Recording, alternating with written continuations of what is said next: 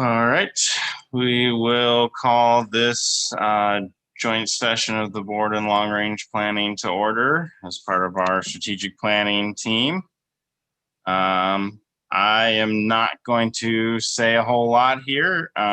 Just thank you for everyone showing up, and looking forward to hearing what everyone's thoughts are and moving forward with our mission vision and starting to do some goal planning associated with that.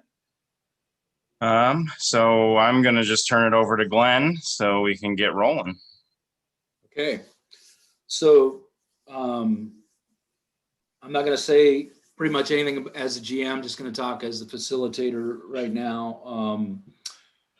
We've had some really good sessions, so let's keep the energy going as far as that goes. We got a great packet that the planning group put together. Hopefully got a chance to go through it and start filling out some of the SWOT analysis. That's what we're going to do here first, is we're going to break up into small groups, and you'll be broken out into small group sessions where you'll do a little of the work on the SWOT analysis as a group.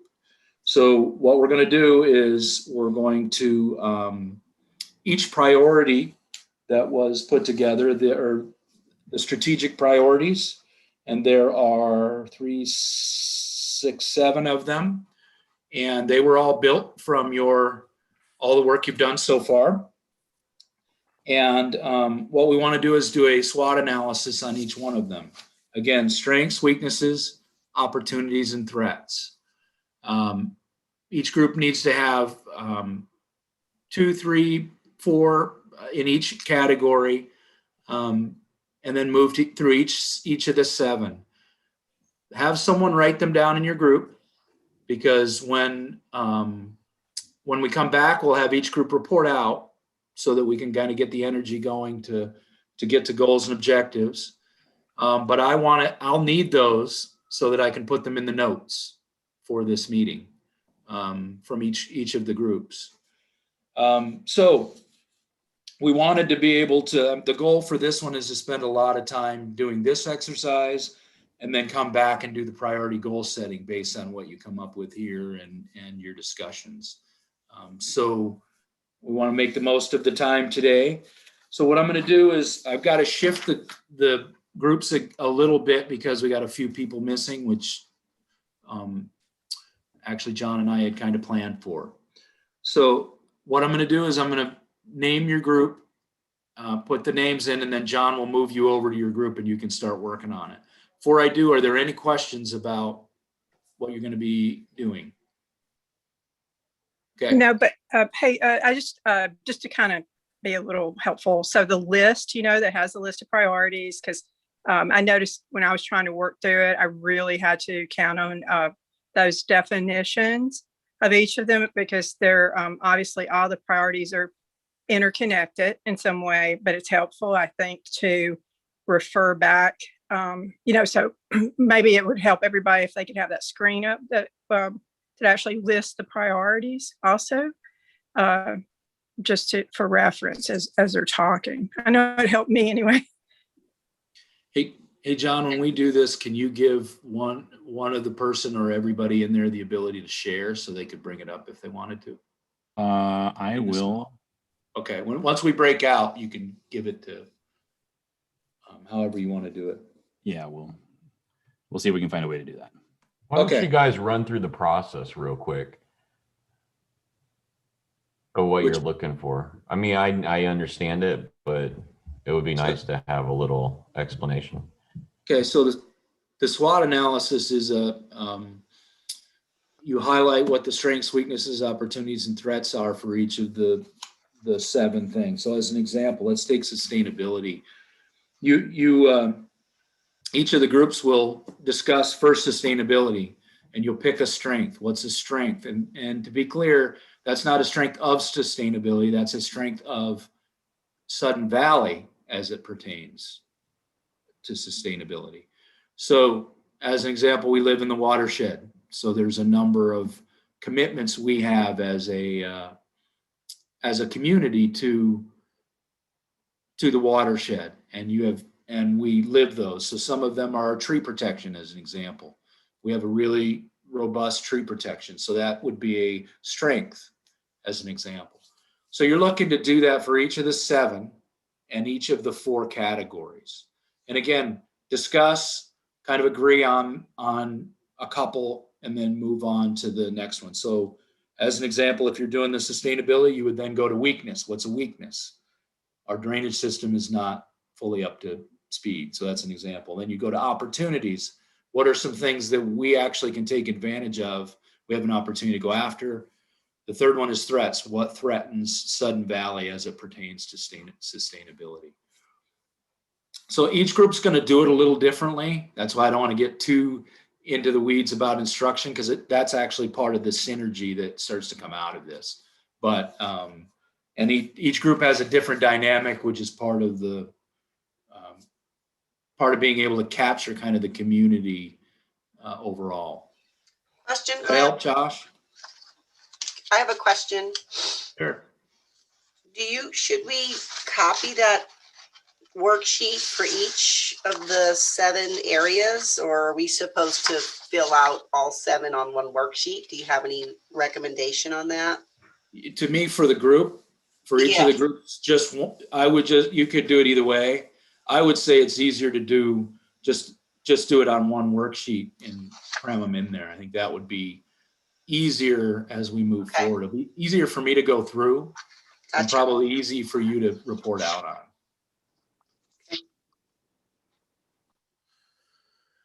Okay, so we picked up Brian. So I'm going to go ahead and assign groups, and you're going to get moved over and jump into it. I will either John or probably John will watch the chat, or he will stick his nose in your group and tell you when we got 5 minutes left to come back. Okay, so you can wrap up. Group A is I have AJ. one more question. How much Sure. time do we have in our groups? I don't know if you mentioned that. We're gonna go till about 10:15. So you got Okay, about an an hour. hour. Okay, Yeah. thanks. And then we'll take 15 minutes to wrap it up. So you got about an hour.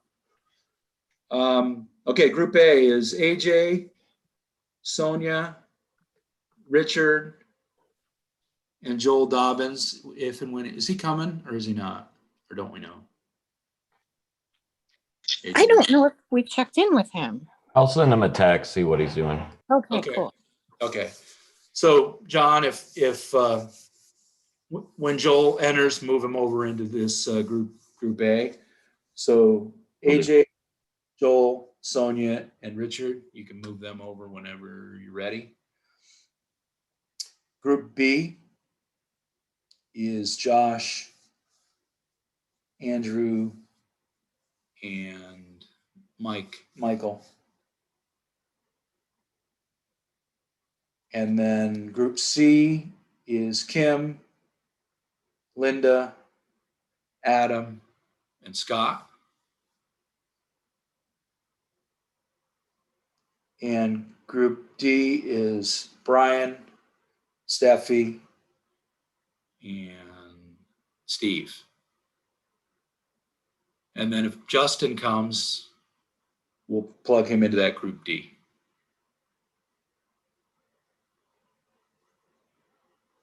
So, Got it, I'm sorry, aren't we a little light on like staff and management? So, Yes, okay. staff folks are actually working on their budget. We have a budget workshop on Wednesday. So I've got a lot of pressure on them. So that's what they're working on today is their budgets. So that's why they're not here. All right, I got everybody assigned. Shall I go ahead and open these up and move you all over? All Yep. right. Here we go.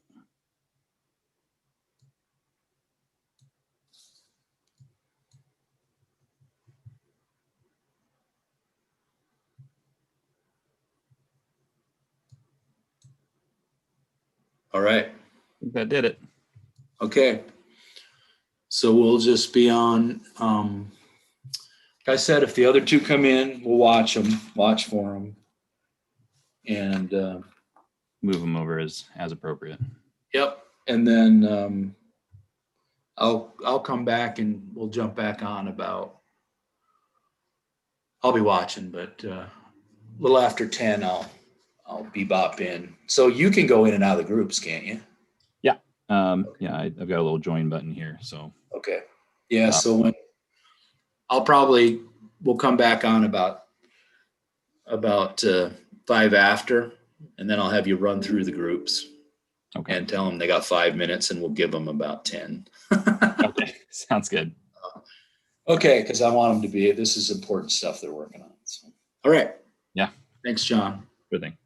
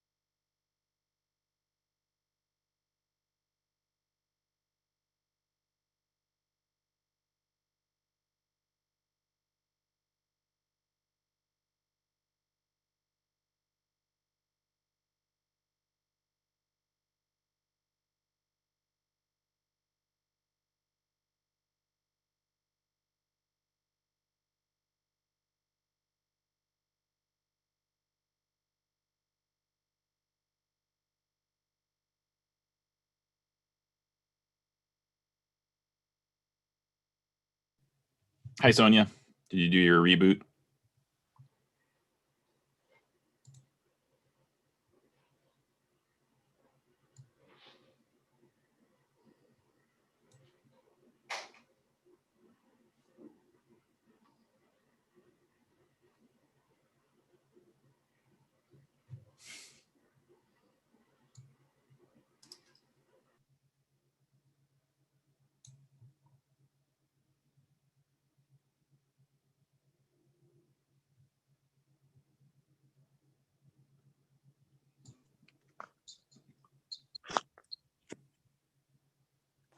God, what do I do?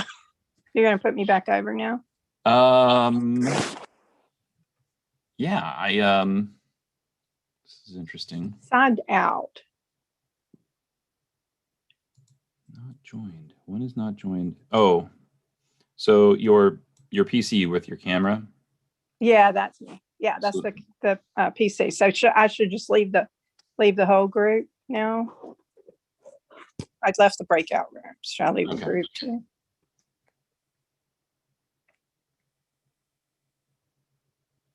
So I can add the audio. I can add your phone, but I can't add your video because it still is trying to connect to audio on that part. So Okay, it's not. so why don't I'll just finish out the break. Can you just put me back over there on the phone, and then I'll just I'm going to leave the whole off of the computer. I'll come out, and then I'll just join it when we're on break or something. How about that?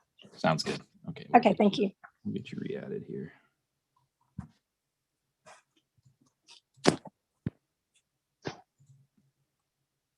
I think we'll get you re-added. It's actually not liking that. Okay, there we go.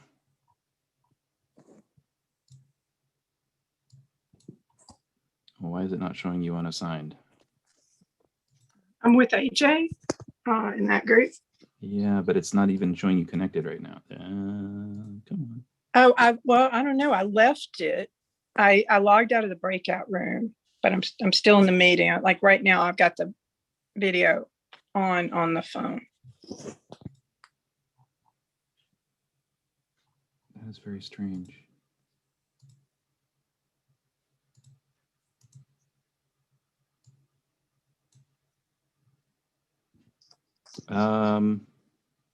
So it's not trying to, you're not trying, there isn't anything else that's showing you trying to join on a different device. I'm going to go ahead and bounce over to your group real quick and see if there's something going on there. Okay. Should I maybe leave and come back?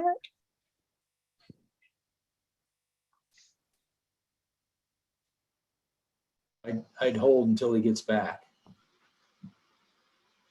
Okay. You never know. So it's always the fun part of this. Huh? Well, he's back. Okay, let's see here. Can we get you back to that breakout room? Thank you. Goodness gracious. Sonia, I may need to have you try leaving and rejoining the meeting one more time. Okay. All right. Yeah, let's try that.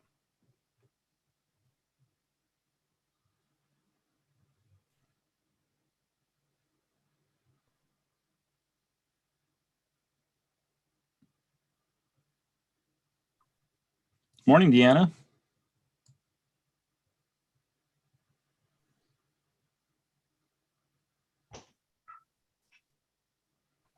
How's that? Almost. It's still showing not joined. Come on, assign. Okay, now. Okay, assign group A. Okay, there we go, Sonia.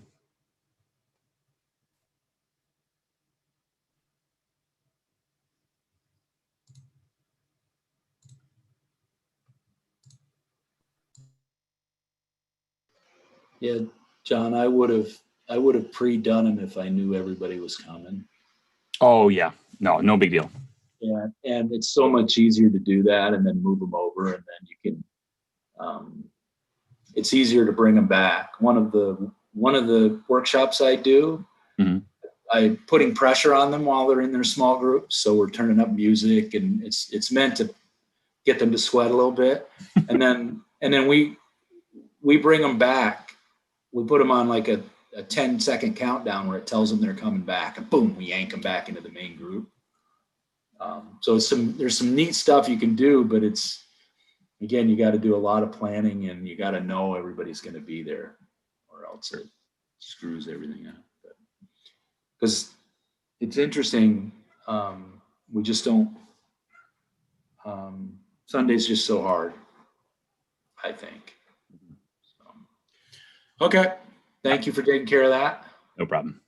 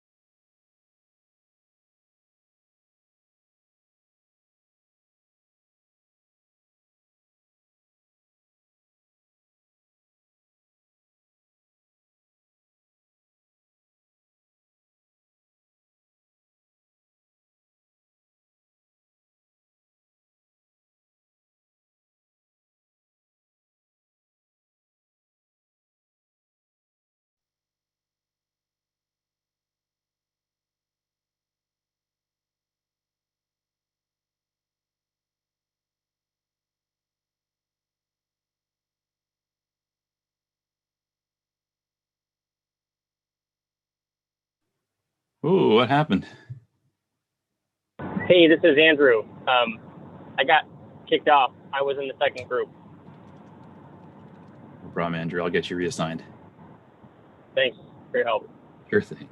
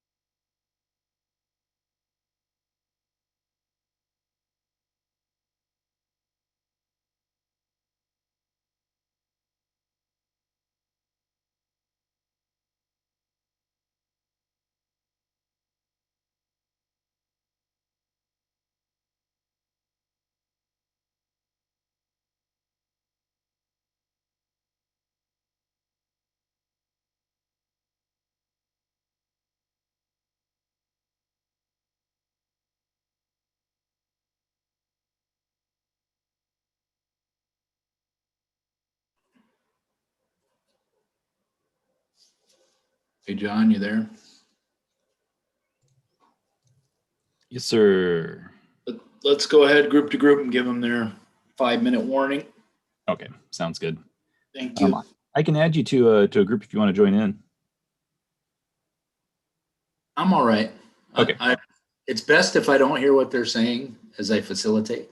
Gotcha. All right, I'll join. I'll give them the heads up. Okay, thanks.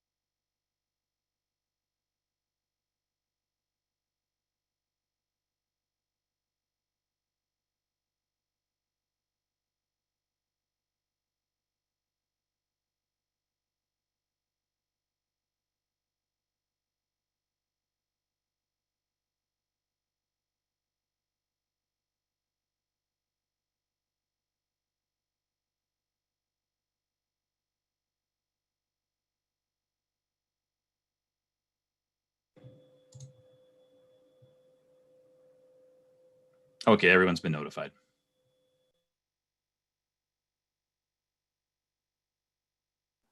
Thank you.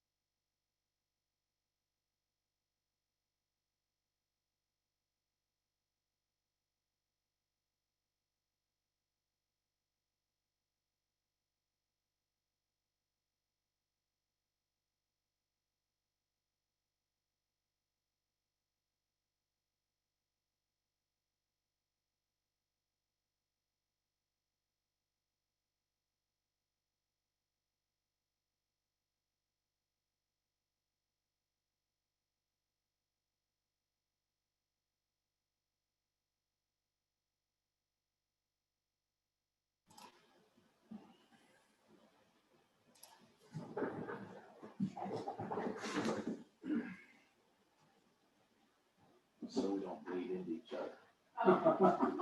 Because it will happen.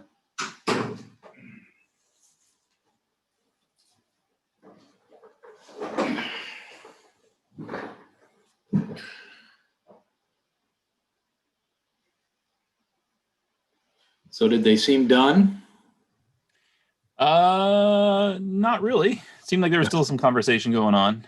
Good. But yeah. Okay. Well, we'll give them another 2 minutes and then we'll start bringing them back. That's good.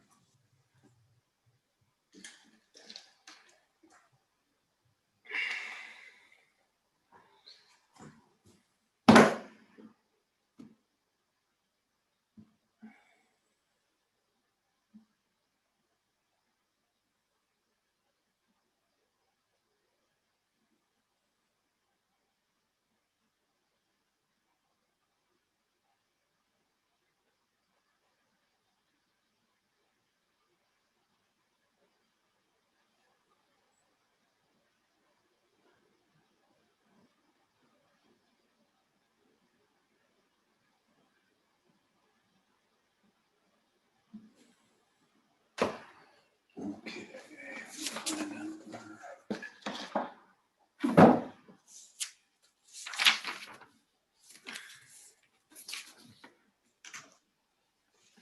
There's actually a broadcast message option here.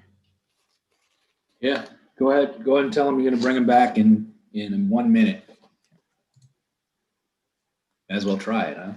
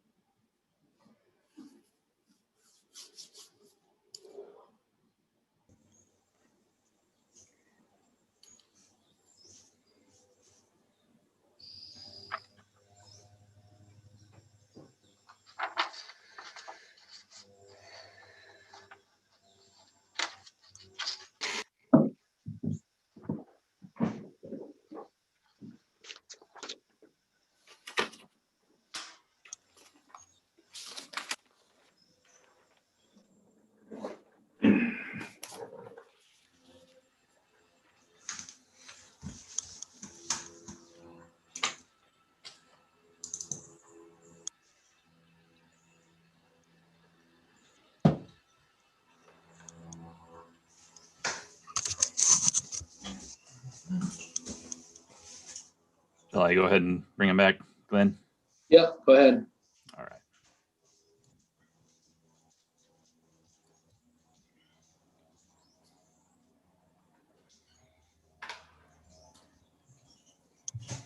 I hadn't realized there was an additional 60-second timer on the close for the breakout rooms. So Yeah, that's okay. Okay. At least it's not set at 4 minutes or something like that.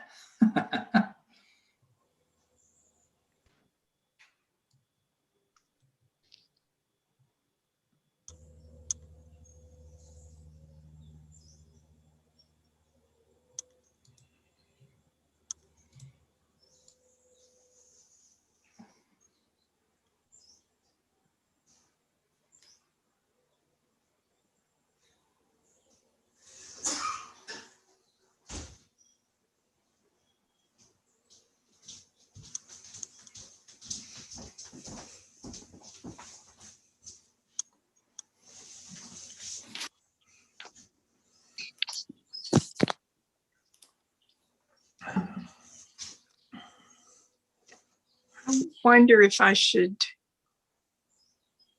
log out now? Are we going to take a break, you think? And try to get on through the computer?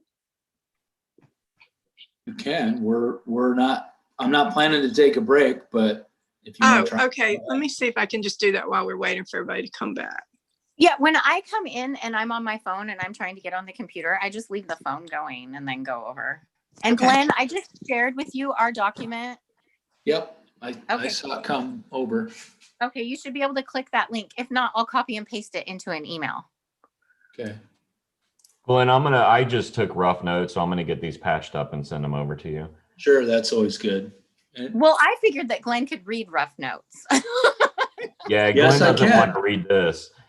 No, I was gonna say, not my rough notes either. I don't know, you guys haven't seen mine, so. And I typed mine out. That's how bad I am. That's how bad my Typed mine out. handwriting is. But I don't speak in English. Your typing is rough notes too? Like even your typing is illegible? Is that what you're saying? I'm like one of those like people in court, you know, it's like just really quick and then I go back Stenographer. through it. Steffi, I didn't get the link. I just got. Okay. That's okay. It didn't come from Steffi Smith. Okay. I'll just No, copy and it came. paste. No, I didn't get Okay. that. Wait. If it did, let me check my. No, it didn't come to my junk either. So. Okay, that's okay. I'll just copy and paste. That's why I asked. Okay. My Anybody- IT department took off and she went to Walmart. Glenn, are you wanting us to send you our things then? Eventually, yeah. We'll have you share them, and then I'm Okay. gonna want them before we leave today, so I make sure I get them, and then I'll summarize our meeting in notes and include them. 404. Okay. So we were gonna do a report out on them, on what you guys came up with. So any group want to go first? I'll go first. We found a common theme between the economics of the valley, the diversity, and basically that those are a huge common theme that that economics, dues, affordability, all of that plays into volunteers, into sustainability, into our natural resources, into our recreation, so into our sustainability, obviously. But do you want to call on certain subjects to share? Yeah, I think if you'd highlight maybe, let's do it this way. Let's go ahead and have you go down each of the four. Well, okay, we did a lot on sustainability. I feel like, Sure. Okay, so I'll just kind of recap. The strength is the watershed rules, the long range planning committee survey, our tree cover, long-term business planning. We have a new GM search going, and we're really putting tougher qualifications. We have a great interim GM manager who's helping us right now. This is all part of sustainability, our business practice.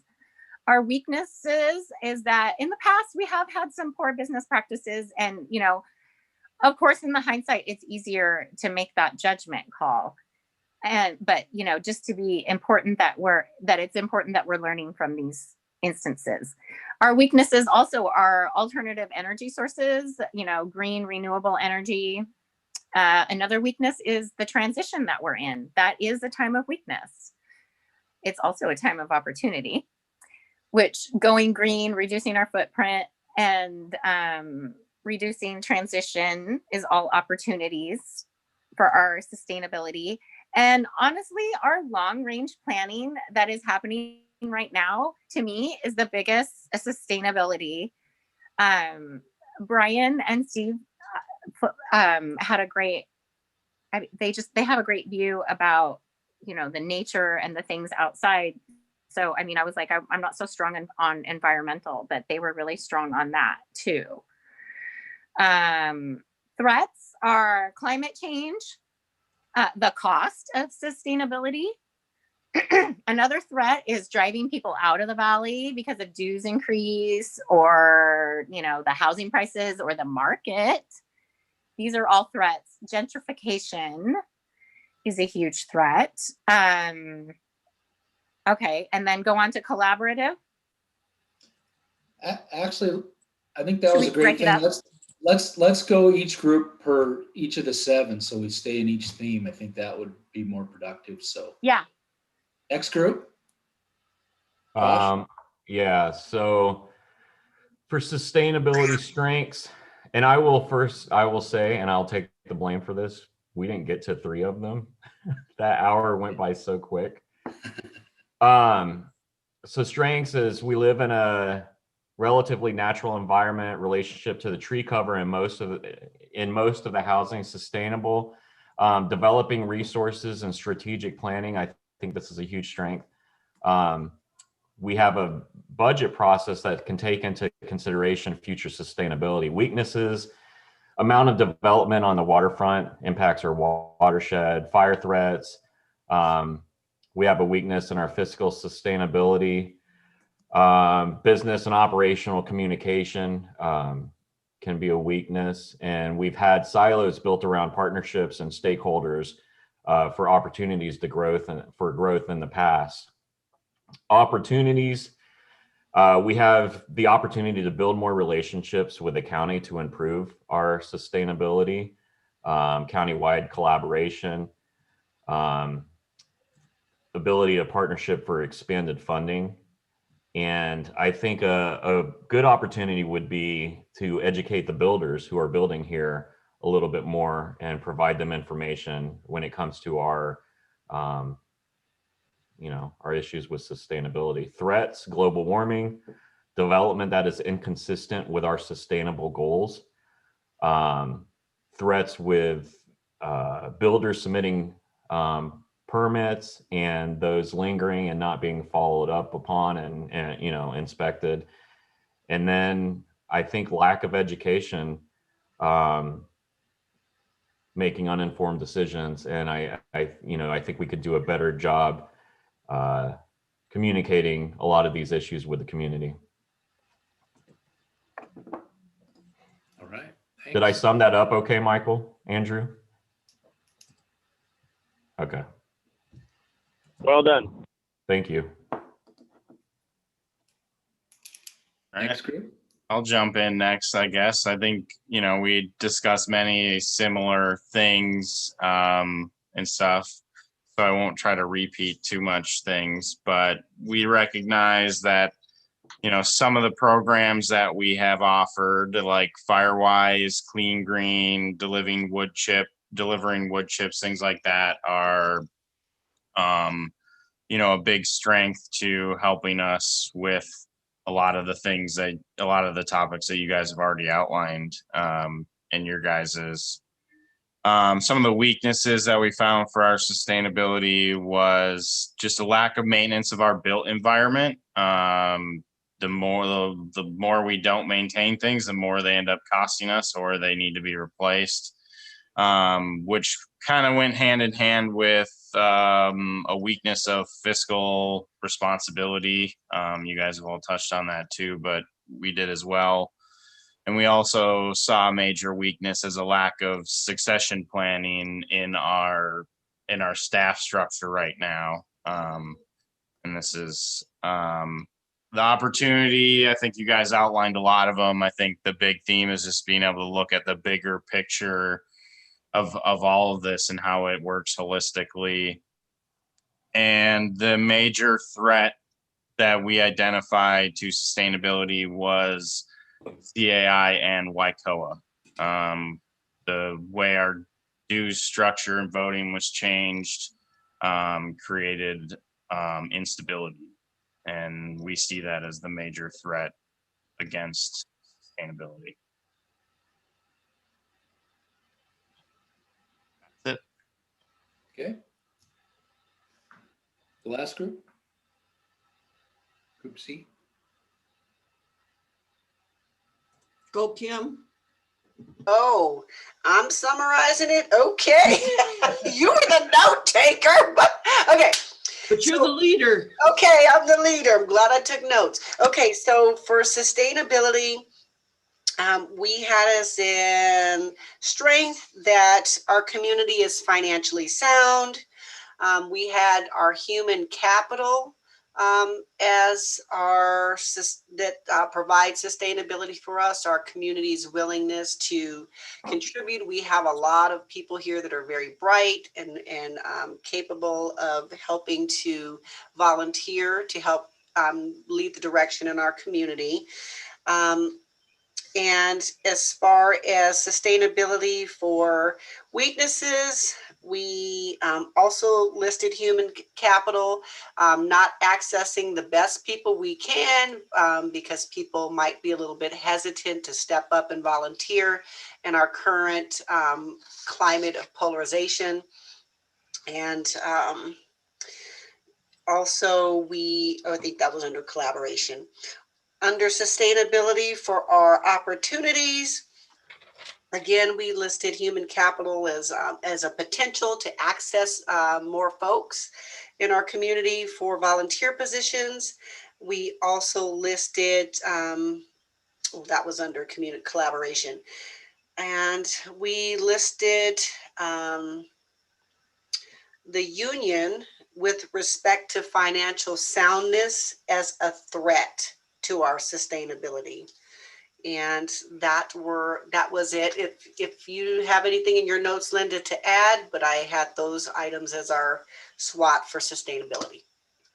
Yeah, I think we also had in the threat to our sustainability is some culture of criticism within the community, sometimes on Facebook, when people are trying to be positive about something, and that, that tends to discourage people from stepping up. Yeah. Yep. Mm-hmm. Yeah. Well, that's Group C. Okay, well, since you went last this time, why don't you start off with collaboration? All right, I can do it. So we talked about under collaboration, we talked about the strength as our community being passionate and outspoken. Yay for us.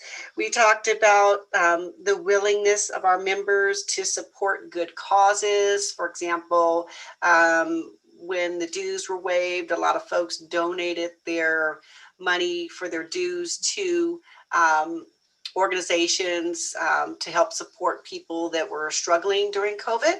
And that is definitely an opportunity. As far as weaknesses, for collaboration, we listed not collaborating with outside agencies to the degree that we should be.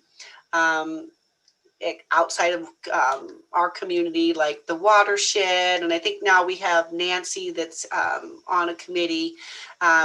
Remind me, folks, of what that committee is, but we are starting to try to reach outside of our borders to collaborate with outside agencies. That is a weakness.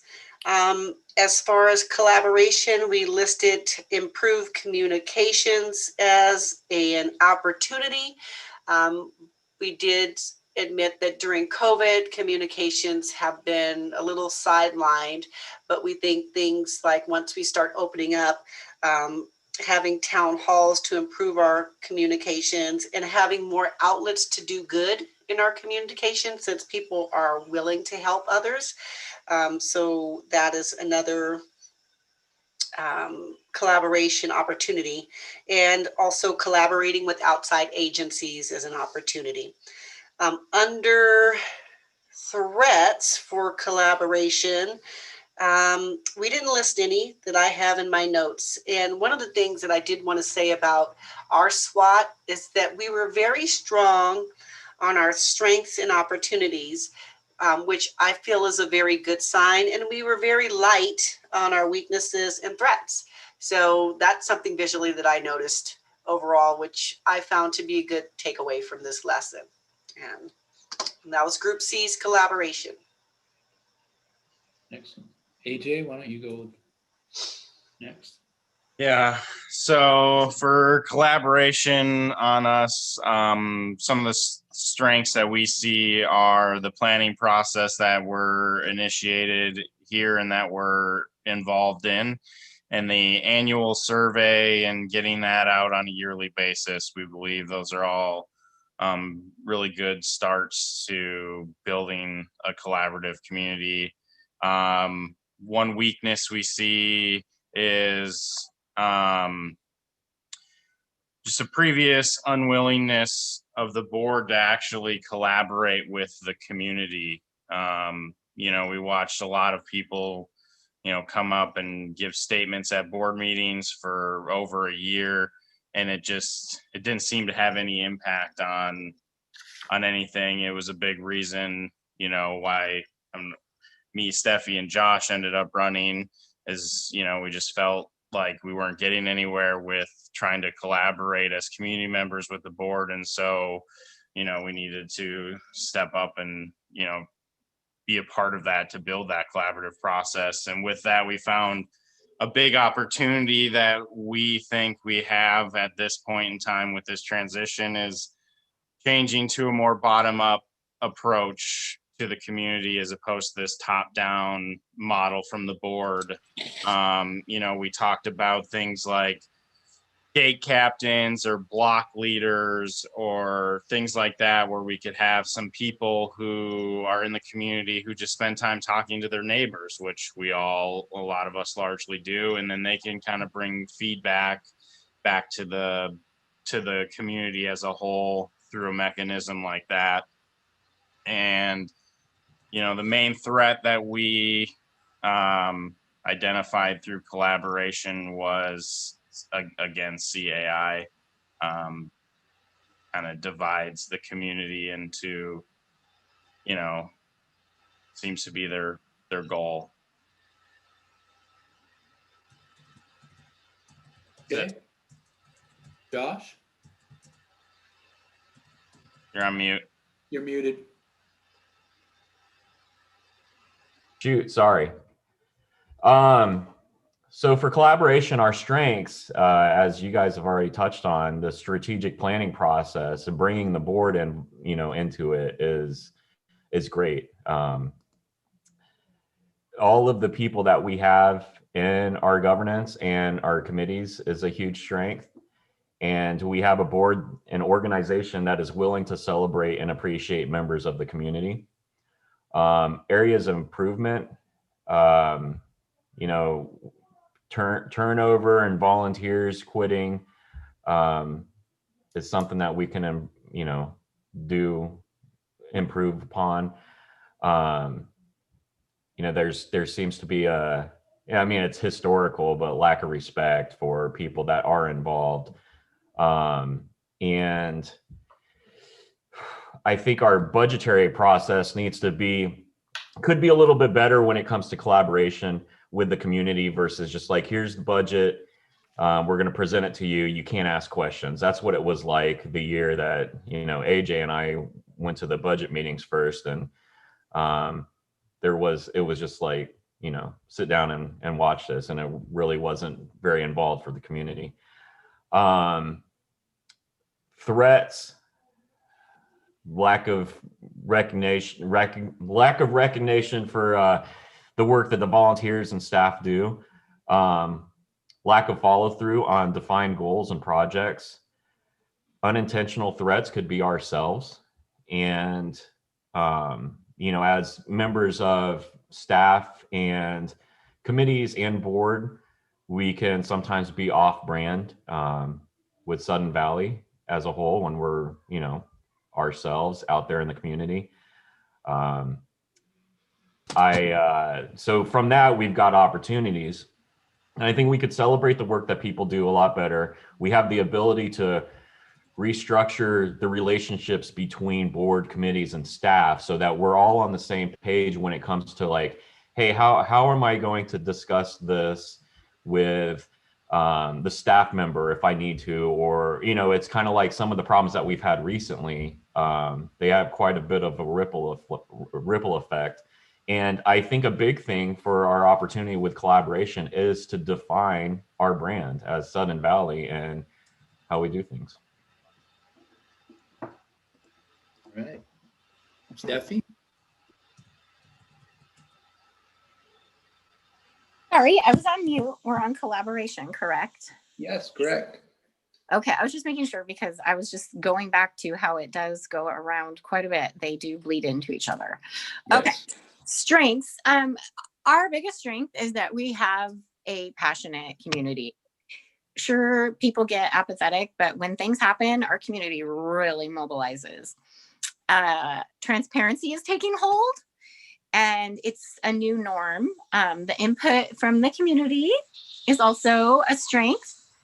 And committees that are open to all members, the surveys, our community paper. We have a Sudden Valley Views, and for people who are not online, that is another avenue. Weaknesses, there's a large number of people, and it's hard to mobilize a large number of people or inform them. And, you know, when you add more people, it gets more confusing and chaotic and takes longer, but you know, it's a process, and we have a lot of people out here. Basically, I just rambled back around. Politics are a hard thing. They're really hard. It turns a lot of people off. Our bad reputation for our politics, that's another bad thing, a weakness that we need to overcome. And COVID, that totally screws up our collaboration. Every time we think about doing something, we're like, oh, wait, COVID. Resident turnover is a weakness because, you know, that's another person that needs to be informed and brought up to speed, and, you know, just people who don't know what's going on. And also it looks bad for our valley when we have high turnover. I feel like, I'm not sure. Opportunities, platforms for communication.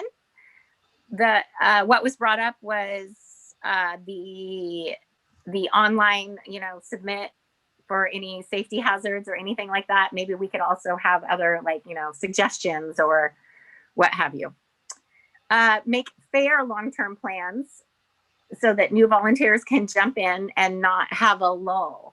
If we have a plan that is fair and sustainable, then people won't be like, oh no, we're just going to change that. And so we just want to have a long-term sustainable plan. That's an opportunity to create that. Threats are politics, the turnover of residents, unstable or narrow policies, and rapid change of policies. Diversity needs to be considered. This is a threat to not be diverse. Done. Okay, I'm done. All right. Okay. How about Josh? You start with natural beauty. Natural beauty, strengths, our natural environment, trees, Lake Whatcom, the golf course, our trails and parks. And I think we've got a community that's pretty conscious about our watershed, although we can do a lot more to improve that. Weaknesses, our environment was created in a non-sustainable fashion. Roads too steep, roads do not have sidewalks. Our storm drainage is poorly built. And to, you know, go back to what I just said, we have a weakness in educating the community about some of our, you know, responsibilities with our natural environment. Opportunity, help educate homeowners on responsibility. And that includes, like, you know, the whole phosphorus thing. I don't think a lot of people really know about that. And I think we could do a little bit better education, and that could, you know, come through our defining a brand. And threats,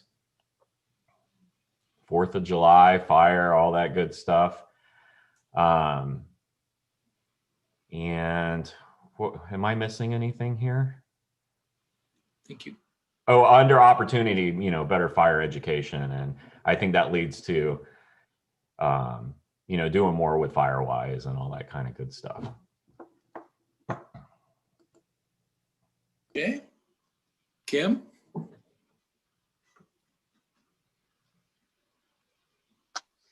All right.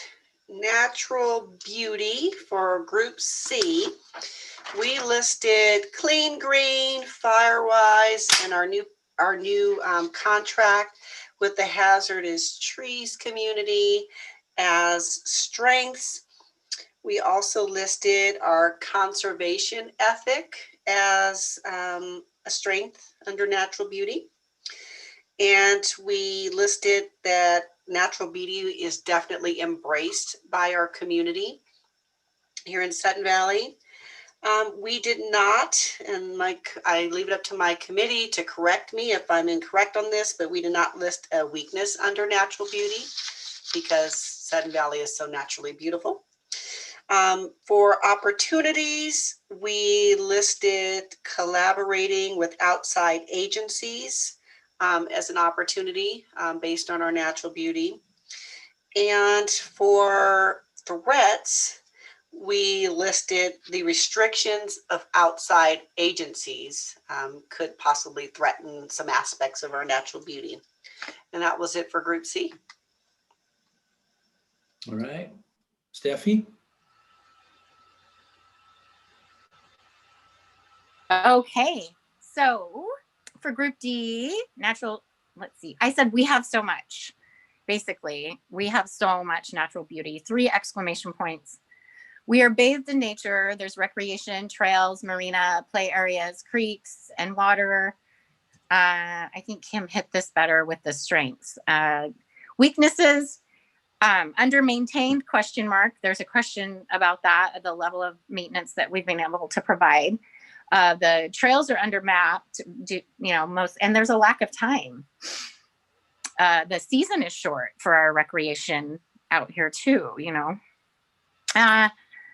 let's see, I said opportunities, internships, or like volunteers, maybe for mapping or things like that, or working. So basically more volunteers. We have a lot of people out here, and so we need to utilize that. People love to help and let people volunteer in all ways and shapes. And then maintenance. Basically, we need to focus on maintenance. The prior view was to tear down and rebuild. And,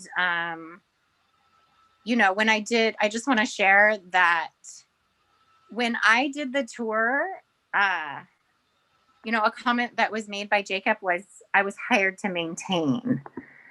So, that was something that has been resonating with me. So we were slow to utilize everything we could have from a really good employee. So instead of rebuild, maintain what we have. And that has been one of my greatest complaints way back when I moved in 2016 was, okay, we want to rebuild, but what have you shown me that you can sustain? What can you keep going? And so we didn't take that path. I'd like to take an opportunity to change that. That's my little personal rant. Threats are humanity. Humanity is a threat to all this natural beauty with, how we live and function. Climate change, obviously, with fires and such. The growth in our community can be a threat with overbuilding, poor planning, and a high turnover of residents can be a threat to that as well. We want people who are invested in our community, and that's what's really going to perpetuate all of these topics, actually. So let me see, wait. Oh, and also somewhere in here, we put, I don't know if it was a goal or an opportunity, but similar to what Kim said, we thought we could reach out to WTA or Western Washington University, UW, anywhere to educate us on like certain things like trail work because building a trail, there's certain ways to do that in order to maximize it for sustainability. I know that we've been dumping gravel every year at Lake Louise, around Lake Louise and things like that. So just maybe getting some outside help. Okay, I'm done. Okay, AJ? Well, we had a lot of the same discussions with strengths. Obviously, our natural beauty, the wildlife, birds, plant diversity, lakes, parks, everything of that nature. Some of the weaknesses that we saw were lack of planning as it relates to forest health. We have done some of that in the past, but we don't seem to consistently implement those strategies, and we wonder if there's some room for improvement on having an arborist or someone on staff to be able to manage our forest health as a whole. You know, weaknesses that we saw were lack of education on living inside a watershed, which is something you guys kind of already touched on. We saw a lot of opportunities to make our built environment a lot more beautiful and a lot more harmonious with our natural beauty that we have. We see things like foundation of barn 7 that has been sitting behind a chain link fence with rebar sticking out of the ground for the better part of 2 years now, 3 years going on. Street sweeping, things like that make a huge difference when people come to visit us or when we come home from work and we can clearly see all the white lines and the yellow lines, and we get to see our entire already narrow roadway instead of just, a portion of it. So we felt like there's a lot of opportunity with like unfinished and inconsistent delivery of services that can benefit our natural beauty. And the main threats that we identified would be, well, our watershed is federally impaired, or Lake Whatcom's a federally impaired water body. So federal, state, and local mandates regarding the watershed, could be a big issue. Okay, why don't you start with rec, AJ? All right, so I think the main strength we saw was a variety. We do offer a variety of different recreational opportunities for our community. One thing that we, recognize is that the golf course always, has been very well maintained. But that kind of leads into our main focus of our weakness was an inconsistent delivery of the recreational opportunities. We've had a number of years where the pool seemed to be held over the membership's head. Like, if you don't support paying more, then, nothing's going to open. It's not going to open. We had the way the Y left and everything like that. We just did not seem to have any consistency in the way we're trying to deliver all of these various services. Some opportunities that we kind of recognize from this. And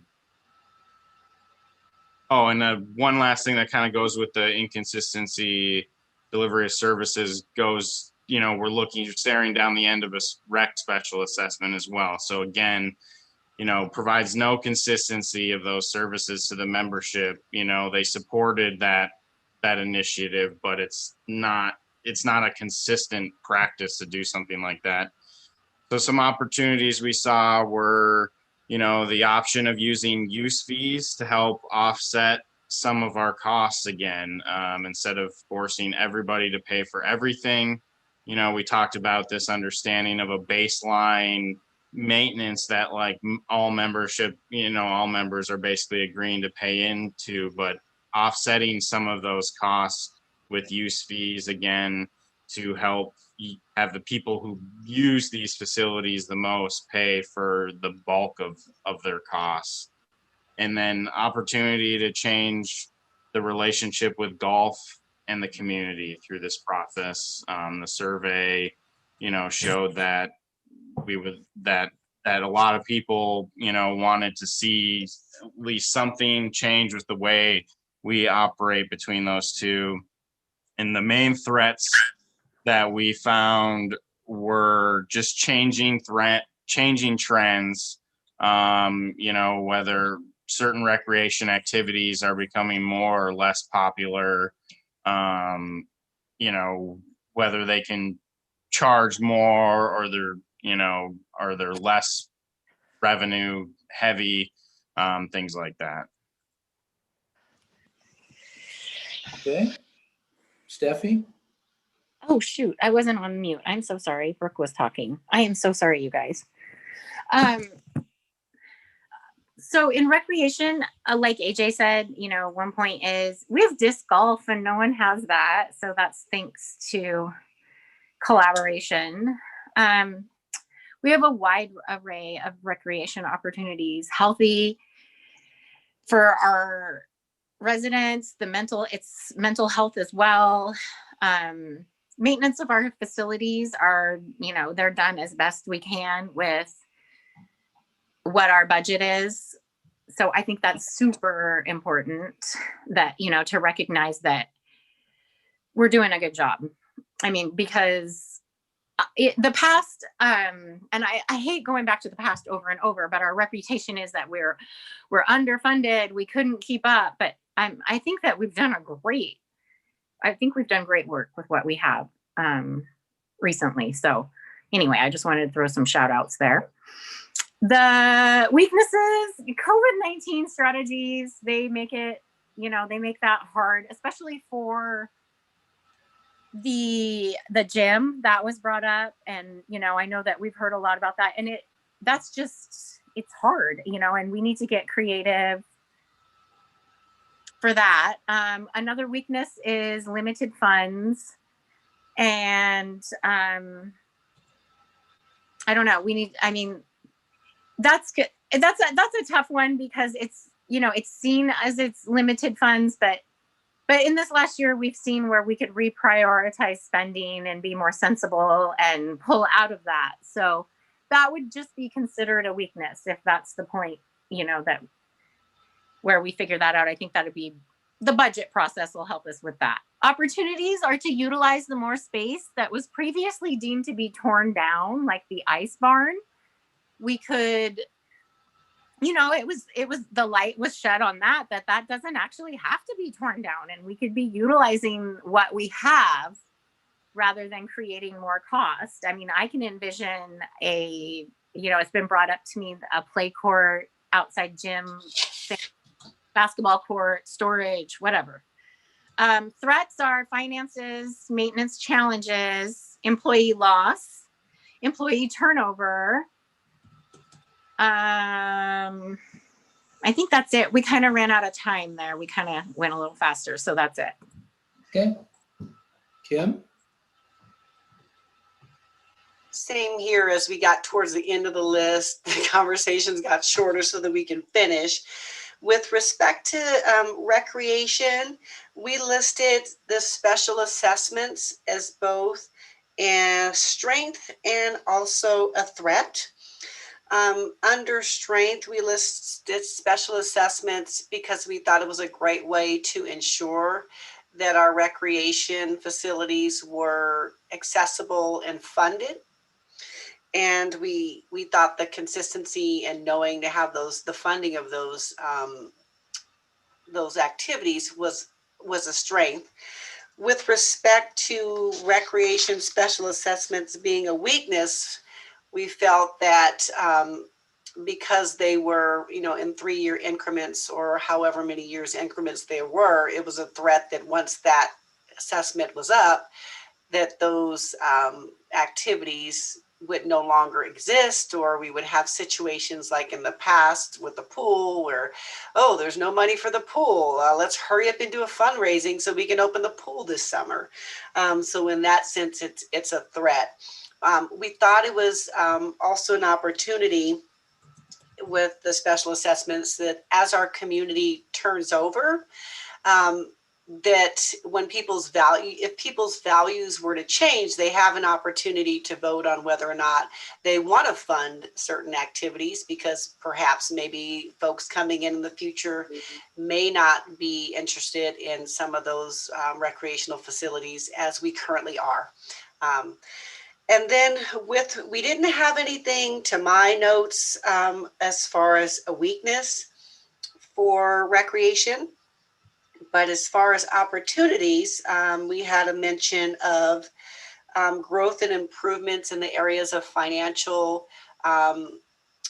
possibly income increasing our income with respect to things such as the storage. It was mentioned that there's a waiting list for our storage of our kayaks and things like that. And we thought that if we could use some money to invest in more storage, that we could provide an opportunity to have more people store their items and then also raise income for our community, and also to make those storage facilities a priority for our community, so that we don't have people outside of the community with storage while people inside of our community are waiting on the waiting list. And I offer our group to add anything to that if I forgot anything. Anything else from Group C? I know we got sort of short towards the end. Okay, Josh? I think these groups already nailed it on the, our strengths with recreation. Weaknesses, too many things you have to go into town for, maintenance and upkeep of our recreation, lack of indoor facilities. And I think, I'm going to add this now. We didn't talk about this, but I think there's a little bit of a balance issue with recreation opportunities between all the gates and as far as how close things are to people's homes. Opportunities. We have opportunities to update our surroundings and our recreation areas. I think our physical opportunities need to match that. So we're a little, and I keep going back to brand. Andrew and I were talking about this, but I think we're a little off brand with how our physical structures look compared to, everything else in the valley. We can improve our walking trails more, restoration of the skating rink, as Steffi's already hit on. And I think we could do a better do better with long-term planning for maintenance of our recreation and just in general. Threats, member usage is a huge one. And inclination that people want to sell the golf course, or loss of the golf course or trails or any of that stuff in general would be detrimental to our community. Okay, you want to go ahead and start the next one, civic engagement? Sure, this is where we started teetering off into running out of time, but strengths, we have an engaged community, and we've seen that in the last couple of years, the amount of votes that we've gotten on things. And I think the community has ramped up to be more engaged. We have people that want to be involved, and we have committees and a board who wants people to be involved. Opportunities, we can improve the views, which we're talking about in communications. Better timing and improved timeline to send communications to the community in a positive manner. And weaknesses, I go back to the budget process. I think there's a way to engage the community a little bit more on that versus just throwing a list together on the website that's like, hey, this is what you're getting for your dues dollars. I think we need to get more input from the community on the budgeting process. Okay, AJ? So we had some similar strengths. The community really rallying around the dues limitation saw us bring our highest voter turnout in our history. So we feel like our community is engaged pretty well. COVID has definitely, created some external forces that impact that. We felt a big strength was the ability for property owner comments at both the beginning and ending of board meetings, as well as at committee meetings. Allows people to participate, give their feedback up front for the board to consider before they make their decision, and then they can give their feedback on the board's decision after the fact too, if they wanted. Some weaknesses that we see is sometimes some of our committees and stuff cannot be super cohesive to people's lives as far as participating goes. And so I think that kind of opens up the main focus of what we dealt with was the opportunities, which is this planning process to start is a great opportunity, and it helps us build a new structure. You know, I've already touched a bit about the bottom-up approach that we discussed and trying to, you know, gain community feedback in that way, allowing people to there's opportunities to allow people to participate on numerous different levels, like live streaming these meetings so that they can watch it on their own schedule, things like that. And we did not really see AI was another threat that we identified as far as civic engagement goes. And that's, yeah, a big part of the rallying around the dues limitation and stuff like that. So. Okay, Steffi? Okay, that was some good points there. I just wanted to say. Civic engagement, we too fizzled out on this. I think it's the word civic for me. I'm not sure. I don't know. Reminds me of history or something. But anyway, strategic, let's see, strengths. We do have a passionate community. So people do use their voice. That's nice. We have tons of volunteers. These are strengths. Transparency was a strength. The suggestions via the website, asking feedback, the views, these are all positives for civic engagement. Also, we have a pretty kind and loving community, which is very nice. You can see that online. People reach out. Weaknesses, overcoming that bad reputation. The past was not transparent. We didn't, I think that other people touched on weaknesses a little bit better. Opportunities, we thought different communication platforms. Yes, improving the views was a great point. I wanted to say thanks, Josh. Threats, politics, or reverting back to old ways. So sorry, guys, we kind of shortened out on this one because I wanted to do some work on diversity and quality of life. So. Sure. Kim? Okay, for civic engagement, Group C stated that Wukaiwa helped as a strength to solidify the community and get everyone involved. That was the only strength that we had in the interest of time. We did not have a weakness with respect to civic engagement. Under opportunities, it was mentioned that staff input was an opportunity for allowing our staff to be a resource to provide greater information for us, and something that would be beneficial for us to get more staff input moving forward. And lastly, for threats, we did not have anything as a threat under civic engagement. And Yeah. I'm going to add, under civic engagement, one of the strengths we had was transparency that now is coming into play. And a threat was a lack of that transparency to civic, and if that can be a threat to civic engagement. Okay. Kim, why don't you start quality of life?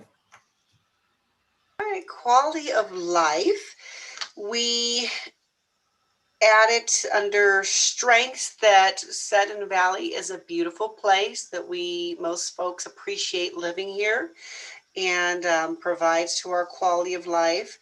In the interest of shortness of time, there was no weakness under quality of life for our community, and also no opportunities. And I'm looking under my notes for threats. We did not have anything under quality of life of threats. And feel free to add group if I missed anything. Okay. Steffi? Okay. For strengths, we said that we have strong governing documents, a strong board that is for all the community, and we offer a diverse array of recreation. For weaknesses, we said that some rules or bylaws or policies need to be reviewed and are not prudent for this era of time. Opportunities, we said we could review rules and policies periodically. That would improve the quality of things.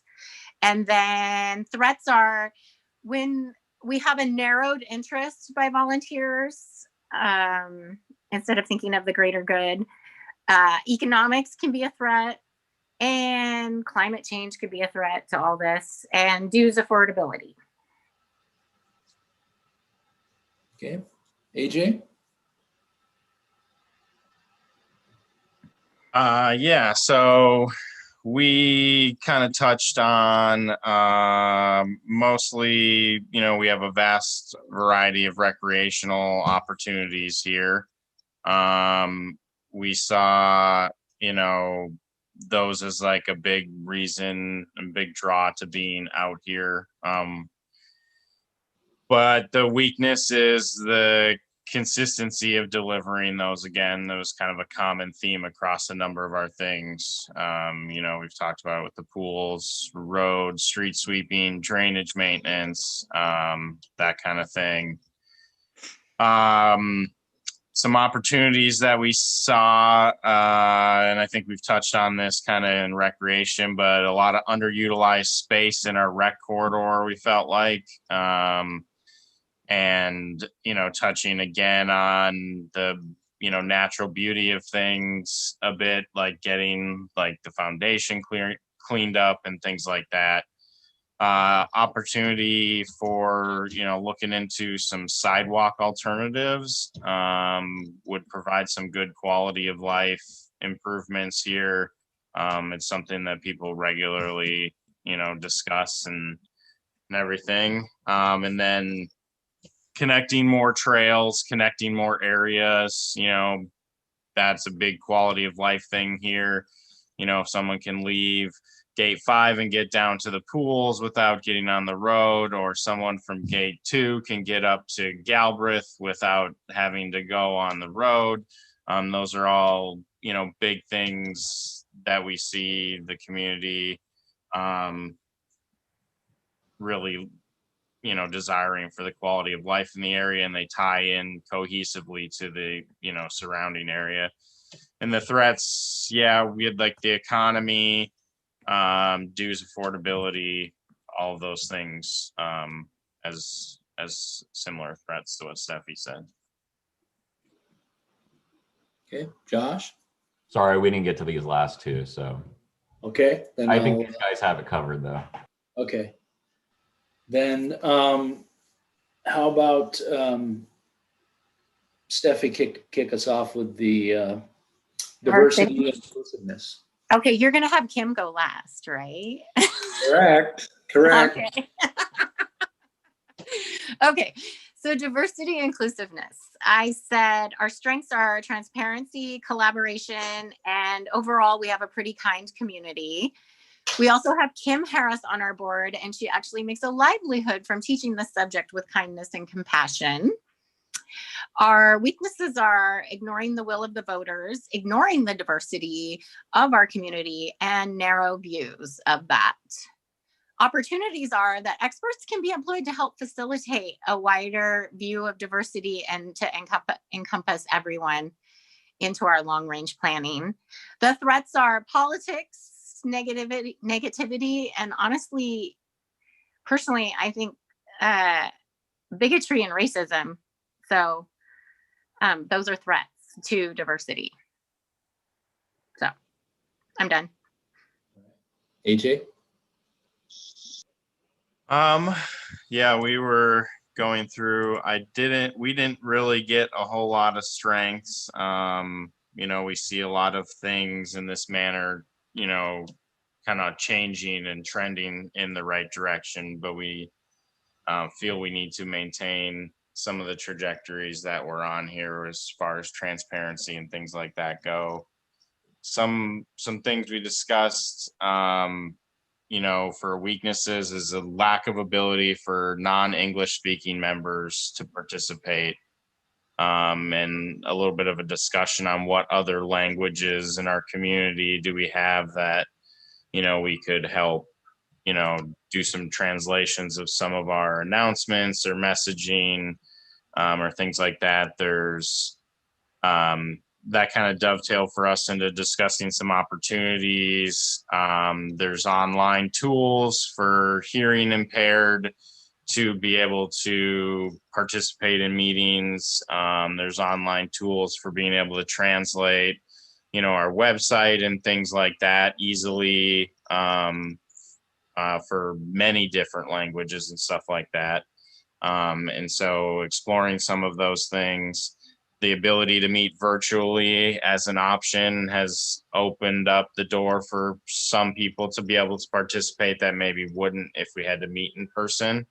And so a good discussion moving forward about how, post-COVID we would handle, this type of thing, and if we would still utilize virtual meetings and in what capacity, and, and how can we facilitate someone to attend virtually, even if we go back to in-person meetings, and stuff like that. So, a lot of our discussion revolved around trying to make everything more accessible, and basically thinking about accessibility from the implementation of a process, so that in the future we don't need to try to retrofit solutions into various problems because we're no longer being accessible to people. All right, Kim? Well, I'm going to be underwhelming for our group because AJ just had his group had a lot of wonderful input. So I want to thank that group for doing so. Our group, we were short on time, but one thing that we listed as a strength for diversity and inclusiveness is our community's engagement. The fact that folks are speaking up and wanting to put their opinions in, and the diversity of opinions that we have being expressed by email and on social media. Those are all very good strengths. The fact that folks are willing to either volunteer or share their opinion. We did not list any weaknesses for diversity. Oh, I'm sorry. We did list one weakness: polarization. We talked about, it's great to have differing opinions, but when we become polarized and people are being unkind to each other and they lack the ability to tolerate the differences in opinions, that is definitely a weakness that we see sometimes in social media in our community. And also, I just want to second Stephanie's group's input on racism, which could be under polarization. As folks know, when I was running for the board, I was targeted by someone who, for about 5 months, who made racist statements against me as the first African-American woman on the Sutton Valley board. And that is definitely a weakness that might preclude others from stepping forward to be in this role. So I do want to list that as a weakness. Although that was one person, it was definitely tolerated in social media, although there were some people speaking up. Also, for opportunities for diversity and inclusiveness, we talked about continuing the welcome meetings. We used to have those in the past, and those are not things that we're currently having because of COVID, but also prior to COVID, I don't recall any welcome meetings being extended or seeing anything about welcome meetings to people that are new to our community. Also giving them a chance to be ask questions and just get dialed in to our community. So that is an opportunity. Another opportunity brought up under diversity and inclusiveness was brought up, and I think Josh's group might have, or another group talked about this, is our branding. Having a brand or a symbol that unifies people is an opportunity. to bring people together and unify our community. I do know that we had the flag contest that our board member Sonia won. There's the flag there. Seeing things like Sutton Valley sponsoring, Little League teams and things like that with our branding to help build Sutton Valley's brand to make our community one that's positive and respected, as opposed to the reputation that we've had in the past. And nothing under threats based on my notes for diversity and inclusiveness. And that is the input for Group C. If I've left anything out, anyone, please feel free to jump in. All right. There's a lot of great information that you all came up with. It's going to help us do the next section, which will start in just a second. I have a couple of folks' notes. I want to make sure I get everybody's before the end of the day, if possible, so we don't forget it, and I can wrap everything into summary notes. I do want to say on the SWOT analysis, one thing that I found is you will always have all four, and sometimes the ultimate is, what do you want them to be when you're where you're fulfilling what your vision. So sometimes you'll have threats and you've got to choose your threats, and I think that's the best way to look at it, is choose your weaknesses, choose your threats, which, as you've all expressed today, is not something you're necessarily doing yet, but you're working on it. So the next phase here is to choose a goal or two, maximum of 3, for each of these 7 areas. And you have really guided yourself to a number of areas to highlight as far as goals go. So we've got about an hour. So I'm figuring we'll just start with sustainability, or we can start anywhere you want, but I was figuring we'd start with sustainability and come up with a community overarching high-level goal or two that reflect what you've identified as holding on to your strengths and looking to the opportunities while alleviating threats and weaknesses. So I'm gonna open this one up to, you guys have talked about a lot of different things. So I want to open it up to just starting with a perspective. Go ahead, AJ.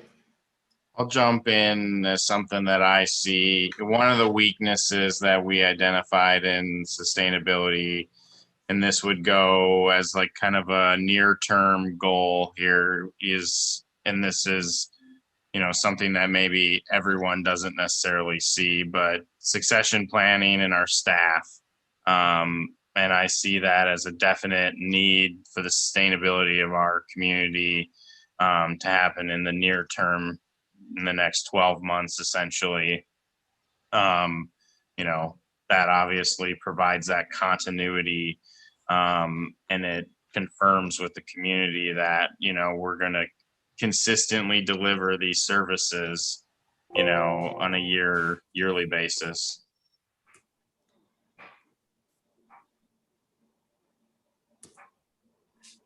Can I add something, just to expand on that? Because I think not only in staff, but also even with the board and in the committees, I think it would be good to develop a mentorship type programs in each of them, so that the people that have been there the longest, basically, you have kind of a buddy system where they take on a newer person, and so that you have somebody that you can reach out to directly if you have a question about anything. And again, and hopefully we get these processes in place so things are consistent.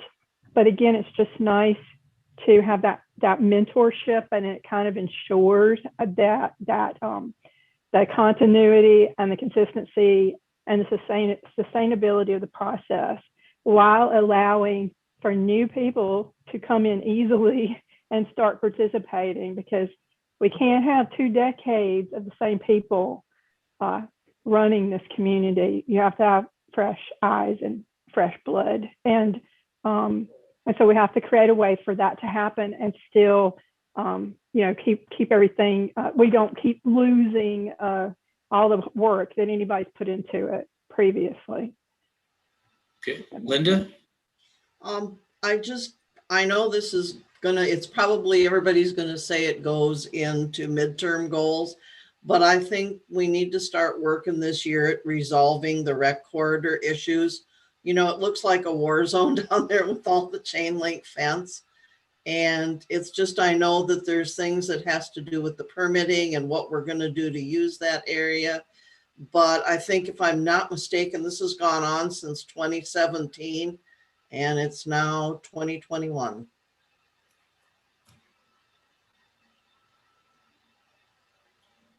So I'm sorry, Glenn. I think, I'm not sure if everybody realizes this because it kind of came as a shock to us on long range planning, but what we had been told as a community that we had a certain period of time to even address that area, and that's why that foundation was left there, was not correct.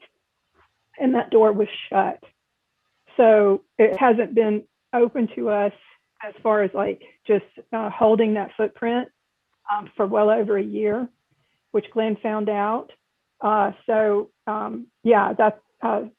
as far as just removing the footprint, I think we're not going to we can't hit this window. We can plan for next year, but and Glenn can address that. But I just wanted to talk to that because I think it's important that everybody knows that what we thought was available to us is not available for that footprint anymore. It's a whole different opportunity. That's true in some ways. In others, I think you've got, strategic long-range planning like you're doing now and thinking about what you're going to do there could open that back up for sure. So I think that's something in the future. So one of the things I wanted to highlight, I didn't see any other hands up, or do I have some? Is one of the things you mentioned that I think falls in sustainability is maintenance of your facilities. Mm-hmm. And you mentioned it in almost, I heard it mentioned probably 20 times as we went through that previous exercise. So, Scott? Yeah. I want to fully agree with what AJ and Sonia both observed in terms of sustainability. The polarity in our community, we differ on a lot of things, but we share some really core things in common. And one of those things is the staff. And the staff is going to be there when we come and go, new residents arrive. Anyway, that's an opportunity for continuity and improvement. And, something that bubbled up in our subgroup discussion, the tours that we did a couple months ago were really eye-opening on a lot of levels. For me personally, the physical working conditions of our staff is deplorable, just embarrassing. And if we expect to recruit and retain good people and have the same people year after year, that has got to be addressed. That crosses a lot of lines in terms of topic areas, but back to your point, Glenn, AJ, physical improvements to the structures, it's just got to happen. And we can't kick that can down the road and expect the stabilizing force in this community, which is the professional staff, to remain. So I see that as a common thread across a lot of these topic areas. And that is absolutely sustainability.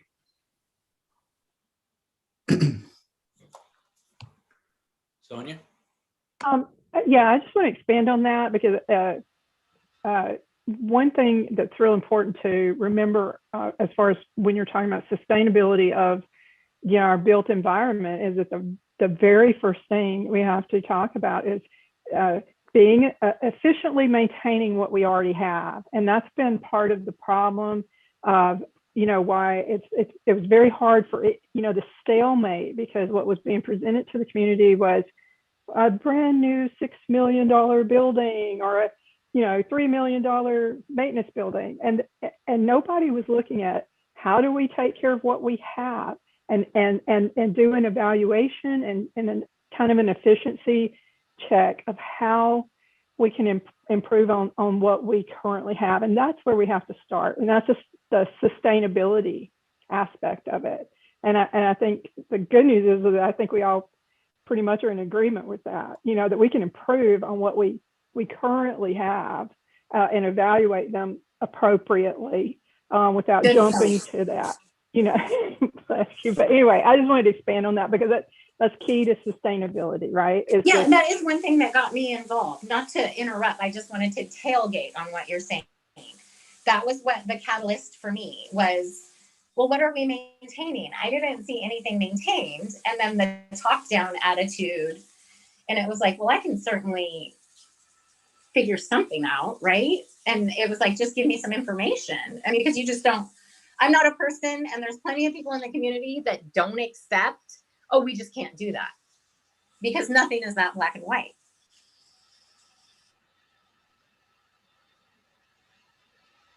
Okay, so I've heard 2 clear goals and a third idea for a goal. So goal number 1 is succession planning, and we'll say staff, but I think the point's well taken on the committee and board kind of continuity there as well.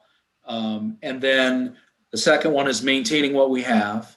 And I'm not going to worry too much about wordsmithing these at this point. We'll let the committee do some of that, but clearly these are strong themes for everyone.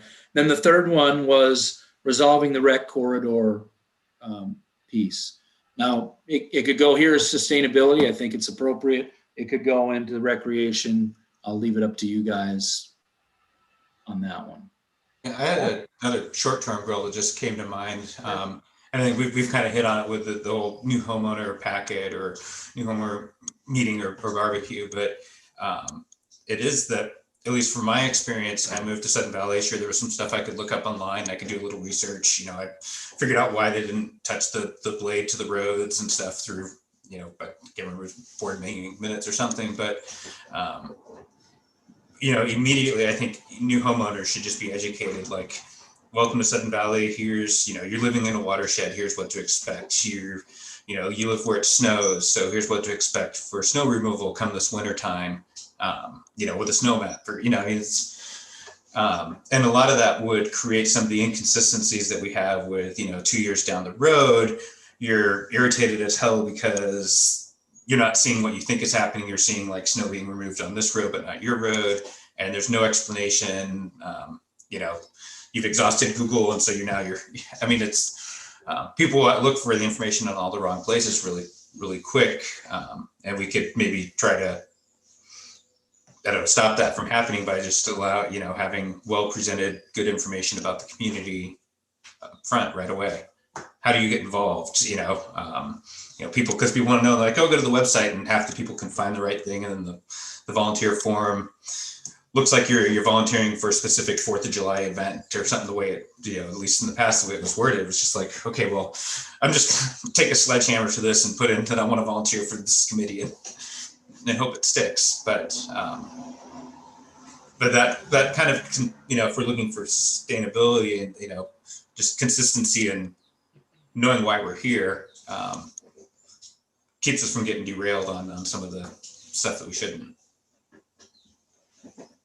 Okay, I've got that as a third one. I see a lot of head nods on that.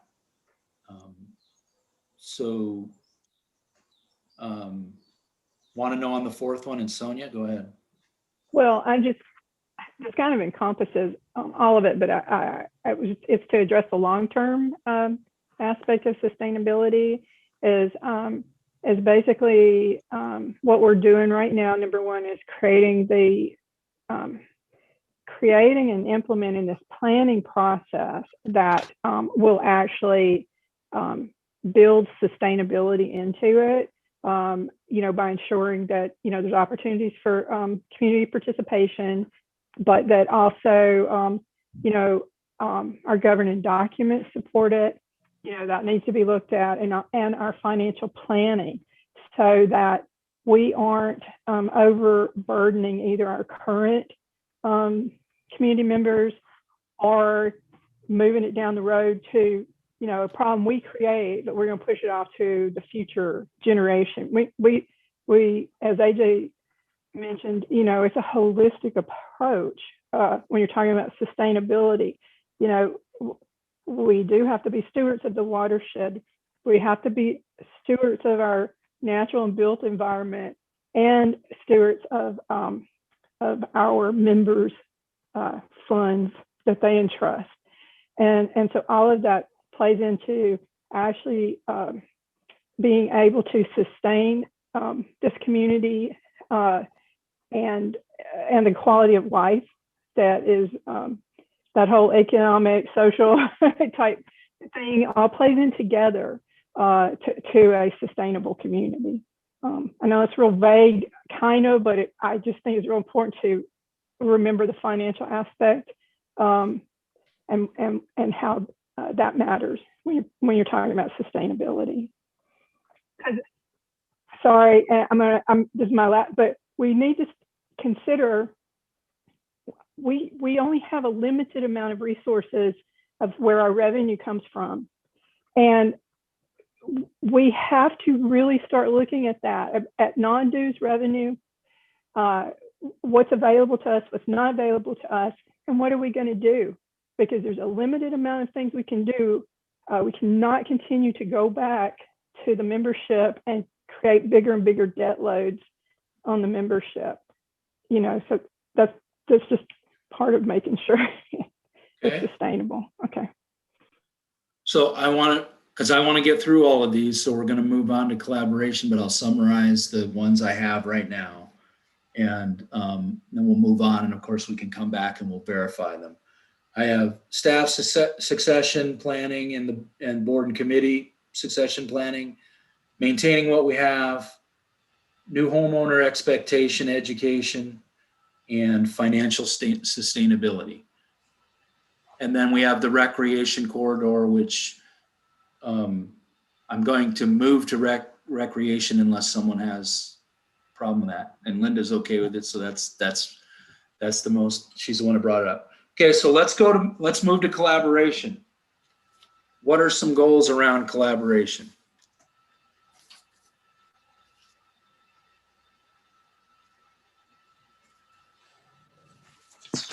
I'll go. I would like to say, Steffi here. I would like to say that we could maybe consider other platforms for communication. I know that Zoom presents some challenges. I didn't know if looking at something else like Microsoft Teams or what have you was easier. We did discuss that in the past with some of the online communication problems.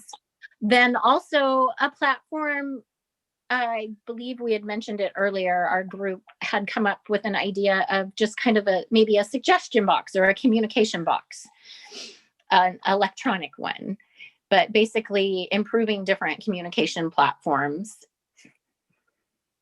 Okay.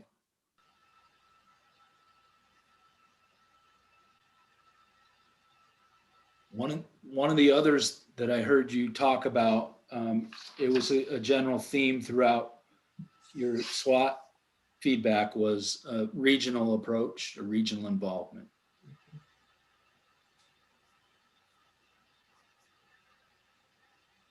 I'd love to see a goal that relates to, getting to a bottom-up approach instead of a corporate top-down structure.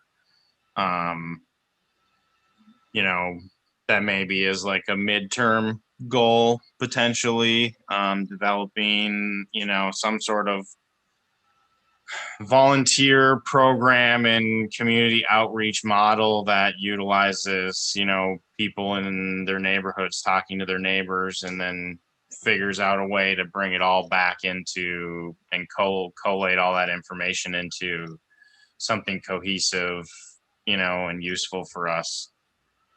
It is a little, vague in what that looks like. I think, it's an approach that requires a healthy discussion, I think, around it to determine how best to implement something like that, and what is sustainable if you're going to implement something like that. So just for everyone's edification, next week, the communications consultant that I hired is presenting a communications plan to the communications committee. And I think you guys will find there's a lot of that detail in there that will help you do that. And so that's a great place to have that discussion. That detailed discussion you're talking about, AJ, that can be triggered by that report. So it's going to communications, and then they'll decide when it goes to the board as a whole. But I've seen the draft, and it answers a lot of those, just what you're talking about. Okay, anybody else on collaboration? Well, just quickly, I'm just wondering, because it also, as we can see in this process, how important it was to have all aspects of the organization represented, like the members, the staff, the governance. So moving forward, strategic planning is basically set, because we're talking about a 3-year cycle, and we'll do the strategic planning every 3 years. Somewhere in there, we have to find a means for employees to also have a voice, a consistent way to, say like, hey, we're having a problem with this, or we're starting to, see this issue, or whatever it is. I don't know, Glenn, you can probably speak to that, but I'm just saying that needs to be also included, in there too, I think. I think that's a great point. I think it's the first step is what you've done is invite them. And then the second thing goes with to me, as part of inclusiveness, is making sure that they feel welcome. And that has not always been the case. And again, if we can get the turnover thing handled, like you mentioned in the sustainability, then they're more connected to the community, to the board, because they've had time to connect. So I think that all goes to those things, but I do believe it should go on here in collaboration for sure. Then I got one more thing on collaboration as a suggestion. I think it would be helpful if more residents of Sudden Valley got more involved in other organizations like Whatcom County, different committees, or the Water and Sewer District, so that we have a voice in those organizations as well. And I think that would go a way towards helping with collaboration. Okay, that makes a lot of sense. Okay, so I have 4. I have find other platforms for communication, which is broad, but we want to search every possible one we can. Bottom-up approach, which is a volunteer and a high outreach and community input model. Collaboration with the employees, and then involved in other committees in a regional approach. Okay. So let's move to natural beauty.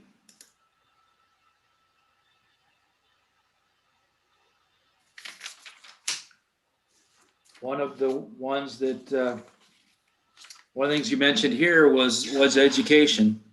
That was highlighted in a number of your comments.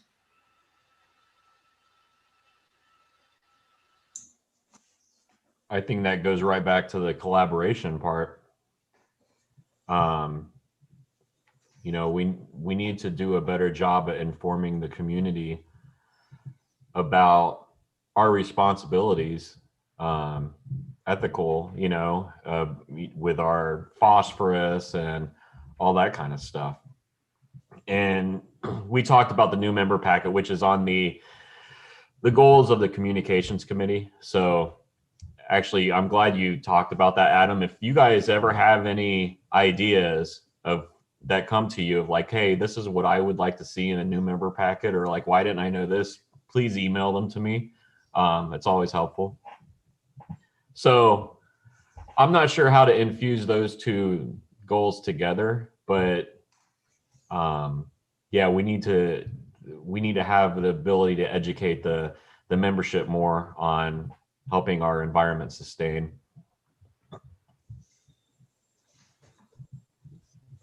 Sorry, I just kind of went on a whirlwind of No, words.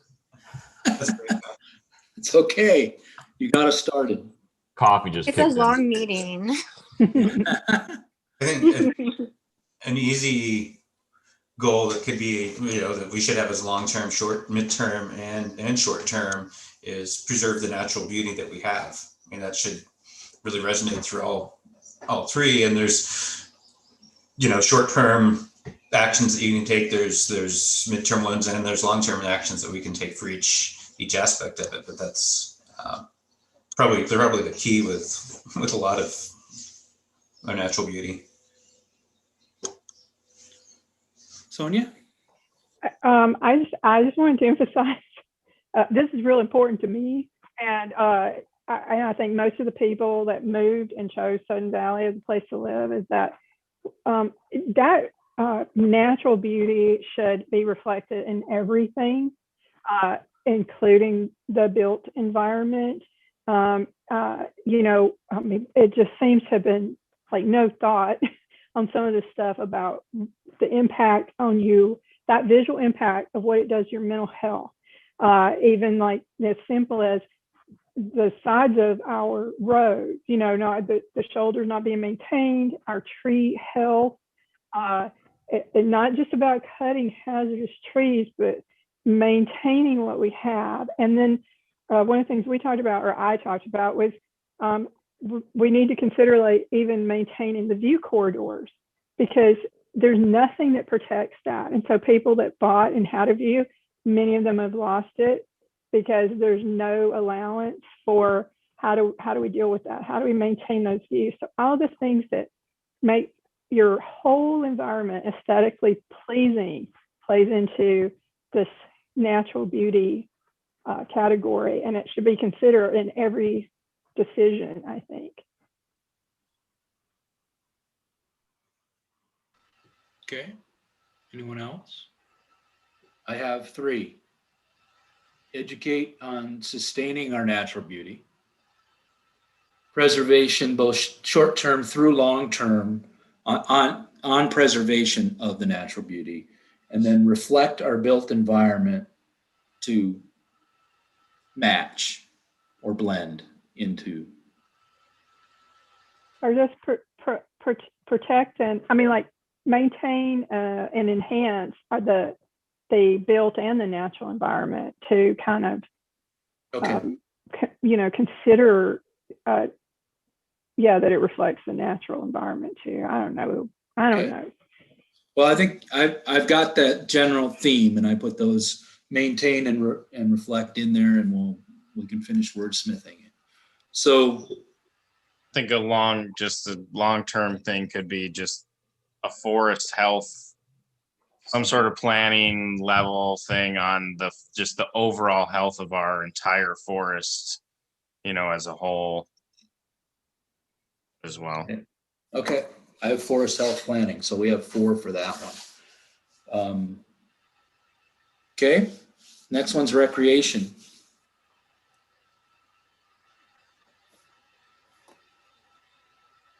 I'll start. I think it's short and midterm, I think, but for me, it's just been the reoccurring theme of inconsistent delivery of the services. And so I think, some work planning to develop work plans that show the community, like, this is what we're going to provide, this is how much it costs, and this is how we fund it, so that the community can, stop having to worry about, whether the pools are going to be held hostage, or the barn's going to get maintained, or we're going to have to tear this down or whatever. We'll just start to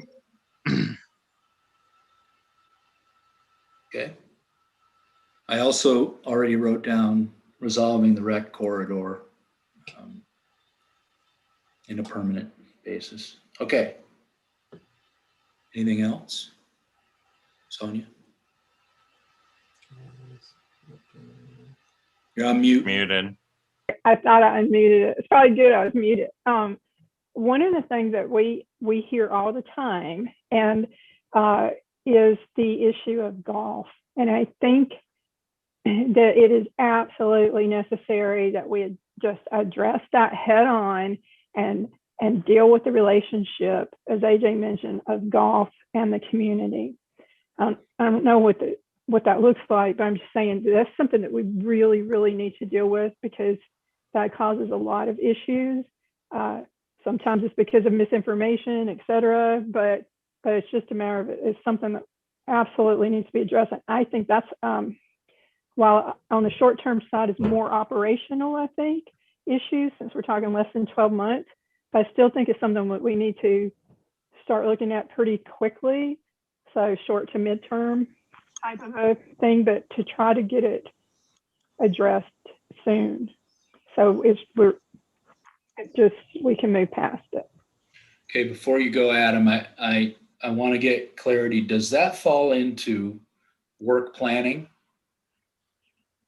for recreation? Could it include that, or does it need to be called out separately, in your opinion?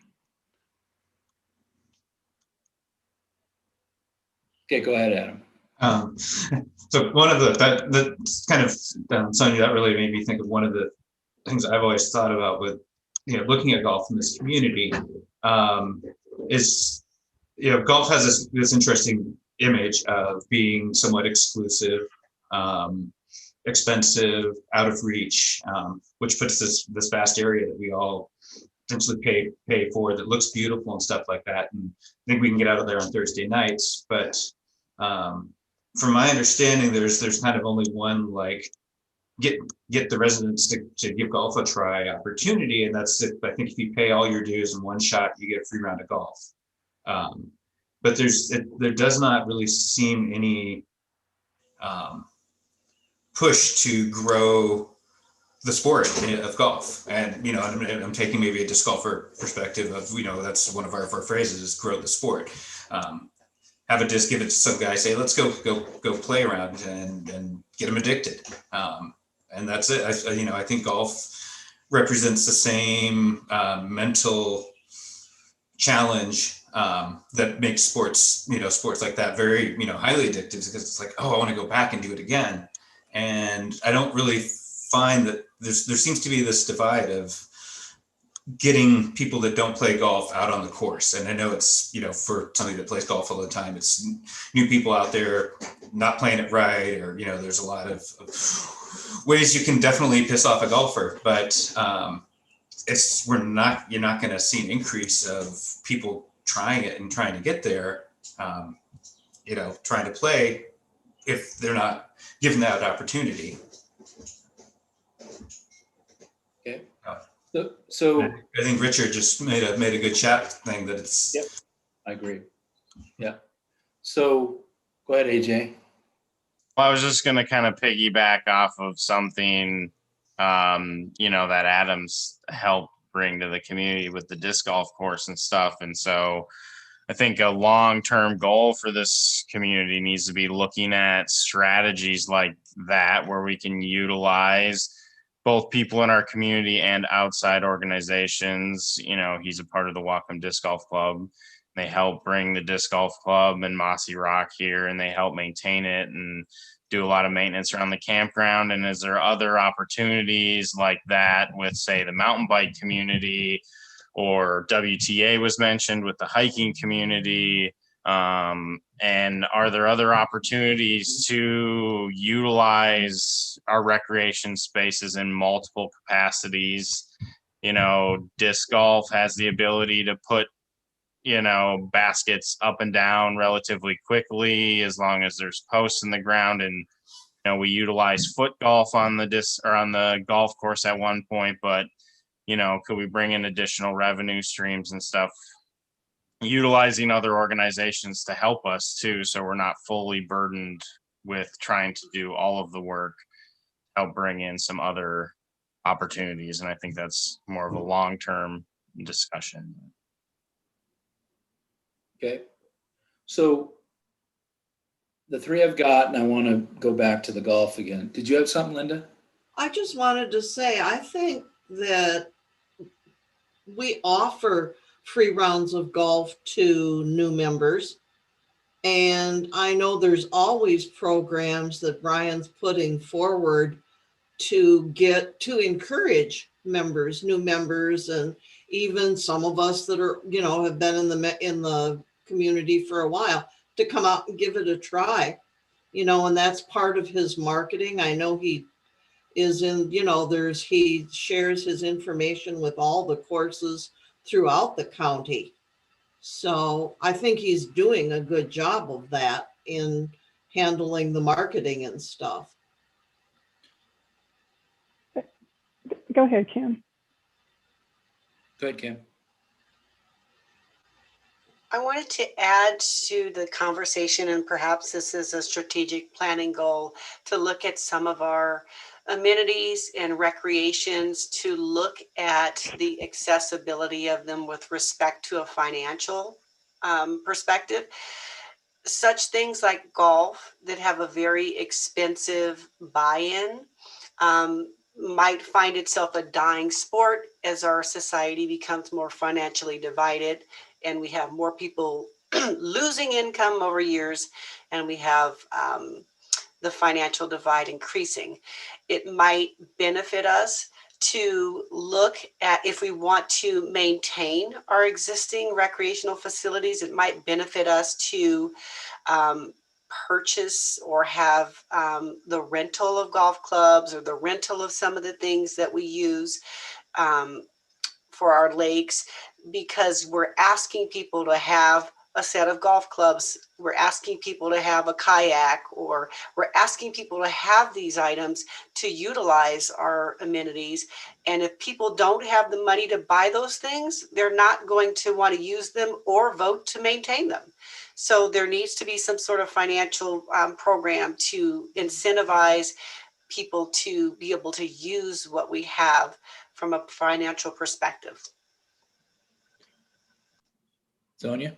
I just want to, and I agree, first of all, with everything you guys have said. I want to just expand on what it really means. Because we kind of, in the long range planning, when we first saw the results of the survey, we used the language of reevaluate the relationship with golf to encompass a lot of things, because what we saw, I mean, there's a lot of options of how to address it, not just about getting more people to necessarily play golf, but there are other things that can occur. Like, we have a lot of members that like walking the golf paths, and there's a limited amount of time, and it's really beautiful, so there's some other opportunities that could potentially, again, change the view of the relationship as far as their commitment of dollars to the golf course without having to necessarily play golf or want to play golf.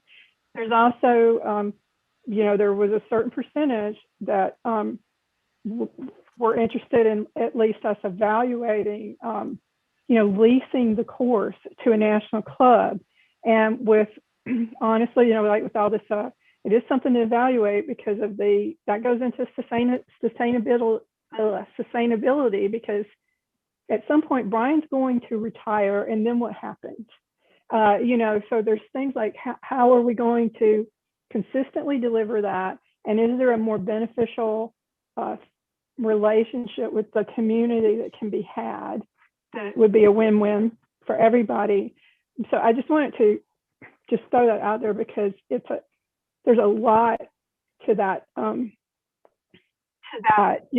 deal. It's not just bringing more golfers in, as far as to actually make golf, instead of it being separate from the community, it is part of the community, and that the membership embraces it, or they don't, whatever. But it's something that we've got to figure out and deal with, I think. So I'm going to summarize the 4 goals that I hear, unless someone else has something they want to throw in here before I do. Okay. So I have work planning for recreation, and I think that's all recreation. Resolving rec corridor issues, recreation partnerships, seeking recreation partnerships. And then the last one is accessibility to amenities, planning, financial focus. I haven't put golf specifically in there because I think they fall in 3 of the 4 categories. And to your point, Sonia, if we start putting golf in our recreation and just say it's part of our recreation, then we're not separating in it, and we start that movement of bringing it all into one. So I would be glad to call out golf specifically if you want to, but as your GM, I recommend you keep it within the 3 of the 4 goals that are here. Okay. So the next one is Civic Engagement.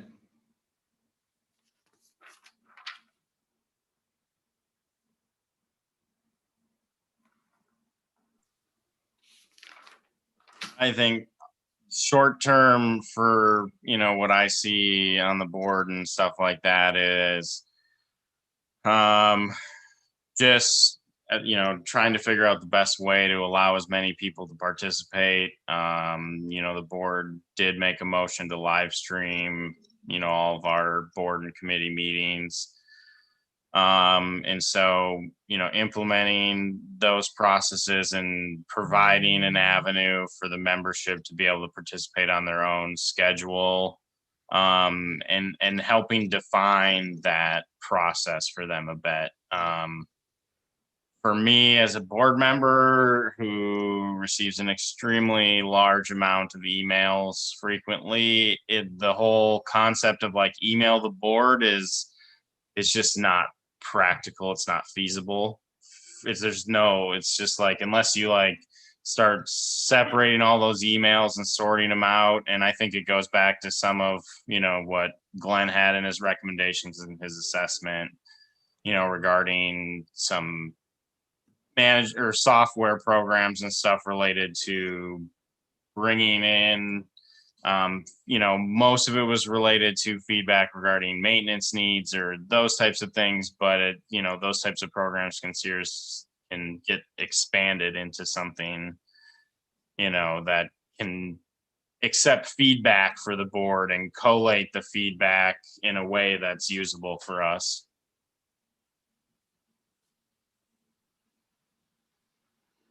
And to that point, that would make it faster, could make it faster to get back to the folks that do make the contacts.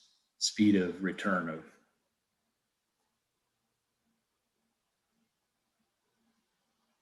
Okay. Kim? I would say as a consistent goal, continuing the current leadership's culture of transparency to improve the culture of our community so that we can encourage civic engagement.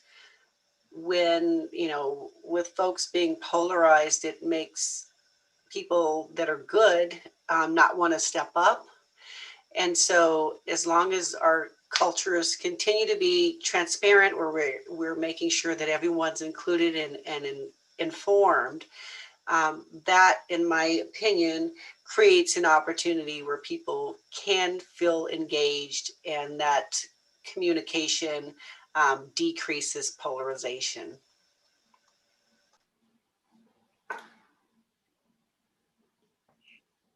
Sonia? Hey, sorry, somebody else can talk. So one of the things we talked about was the importance of building the opportunity for community participation into the planning process, just like the county has, in all of their decision making, where there's opportunities built in all along the way to ensure that there are comment periods and tracking, like what AJ mentioned. There's just no tracking of anything that comes into the board email. So there needs to be a better way for members to make suggestions and comments, and that you can track them easily. But if we build it into the process, that the expectation is that, let's say, this is happening, this is how you get to have your say, and it becomes part of everything we do. Just, it builds that consistency. But again, if we make it part of, like if we have a citizen participation or a community member participation policy and guidelines, then it would help that expectation that it's always going to occur.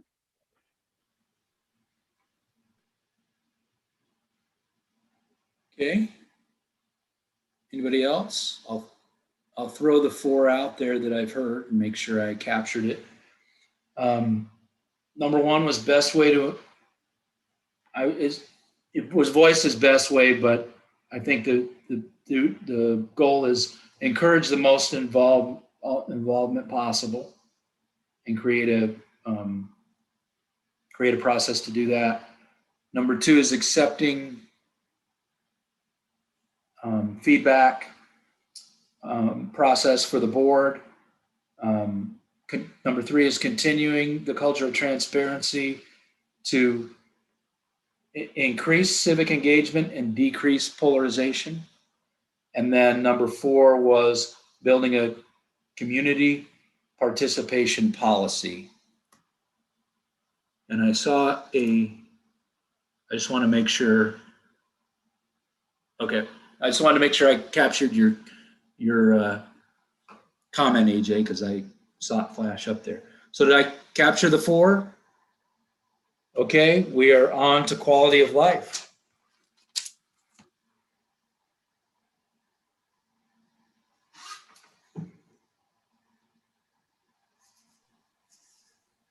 Okay, I'm just gonna jump in here. This is Steffi.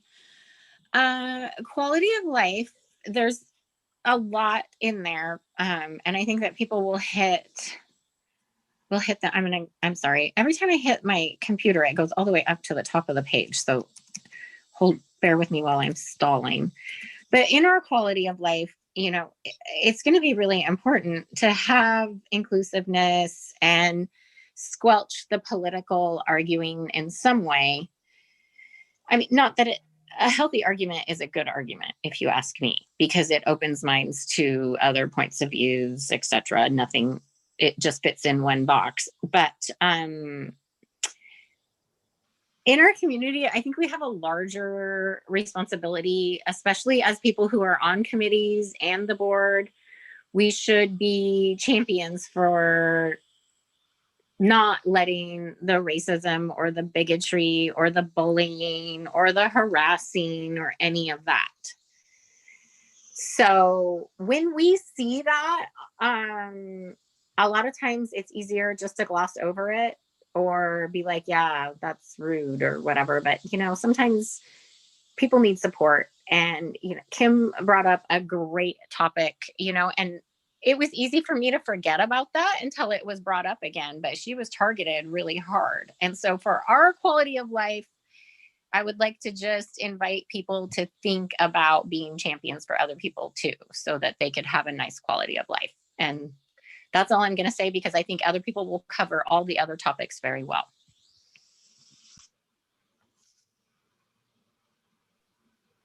Okay. Who else?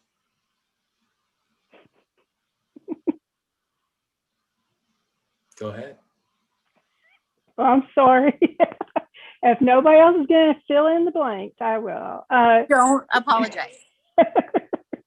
So obviously quality of life, it involves pretty much everything we talked about, including like the walkability and the livability of the community, and the consideration that we're diverse and multi-generational, but we're also economically diverse. And so quality of life also means respecting that. Let's not, we have to always consider the financial means of our neighbors when we are making decisions, and their ability to carry these debt loads. That plays into their quality of life. And we have a responsibility and an obligation to consider that in everything that we do. But again, you know, we do have to make it livable for everybody. The accessibility was addressed and the inclusion part or whatever. And but I think it's real important. There, I mean, like I know where I live. It's literally 3 miles to the mailboxes. I can't walk down to the mailboxes. You know, it's just, and I have to walk on the street if I want to go anywhere. You know, this does not. There are certain things that improve your quality of life that are real basic, but one of them has to do with security in your shelter, to have that, you know, expectation you're going to have a roof over your head, and that it's not dependent on something so external to you that when you retire, you may lose your home because you can't pay the HOA fees. You know, so those are all those things that it's a kind of, again, that big picture.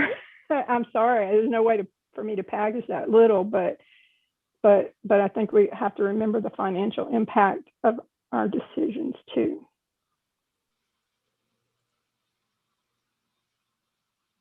Okay. Anybody else on quality of life? AJ. I think, you know, one thing that we touched on as well is, you know, a connected community. You know, we have a collaborative community, or things that we discuss. You know, and that goes into a lot of different things, but, you know, some big quality of life things, you know, Sonia touches on security in your shelter. You know, for majority of our residents, the quality of life surrounds their home.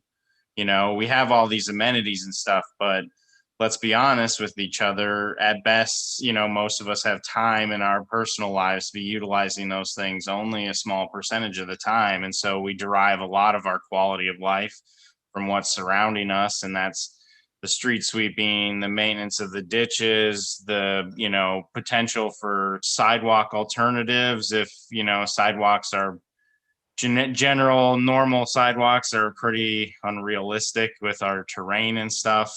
But maybe we can come up with some alternatives, connecting trails and corridors and parts of our community with each other and stuff are all, you know, stuff that we can recognize from basically standing in our front yards and things like that. And that we see when we drive in from the gate, from the county road to our house, because that's the trip a lot of us make most in this community, is in and out of our homes to go either to these amenities that are not necessarily next to our home, or to into town, or to out of town. And so, you know, yeah, consistently delivering on those services that relate to around our community members' homes that we're responsible for, particularly as it relates to roads, drainage, you know, and walkability of our neighborhood.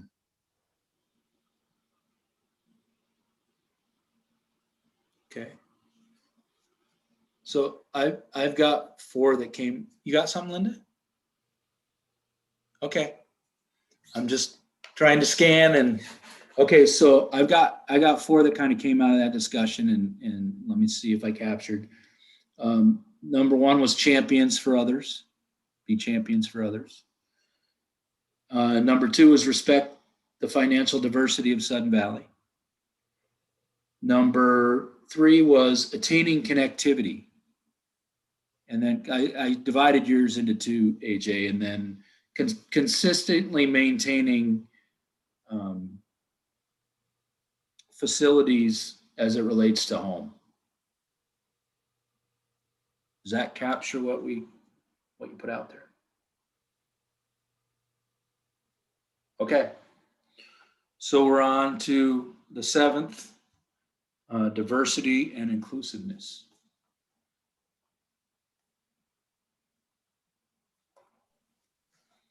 I think, you know, in my conversations in our small group, Richard highlighted a number of things that I think we could work on immediately.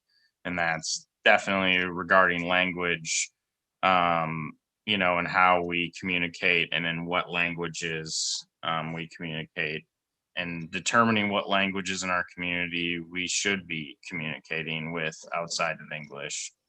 I think that's something we need to take into account. We had a good conversation about the survey, and we had language in the survey to offer people who needed additional assistance, that stuff.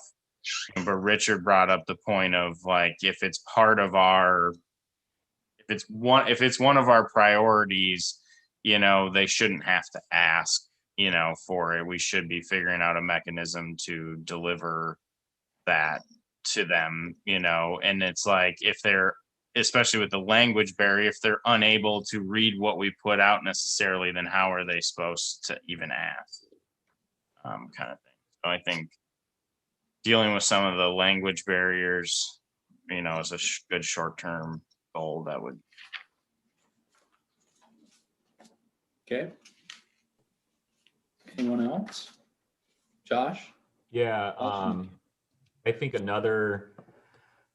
this could obviously be short term, but AJ hit on it, to encourage, participation. And we have these meetings, like EPC was like 10 a.m. on a Friday. And I know document review, they meet at a weird time too. So, we have to be conscious about people's schedules, especially working, people who are working that want to be involved. And, the inclusiveness isn't really there for a lot of the younger generation, I think. And I think we need to, make a better effort into making our meeting times for these committees at times that can work for a lot of people.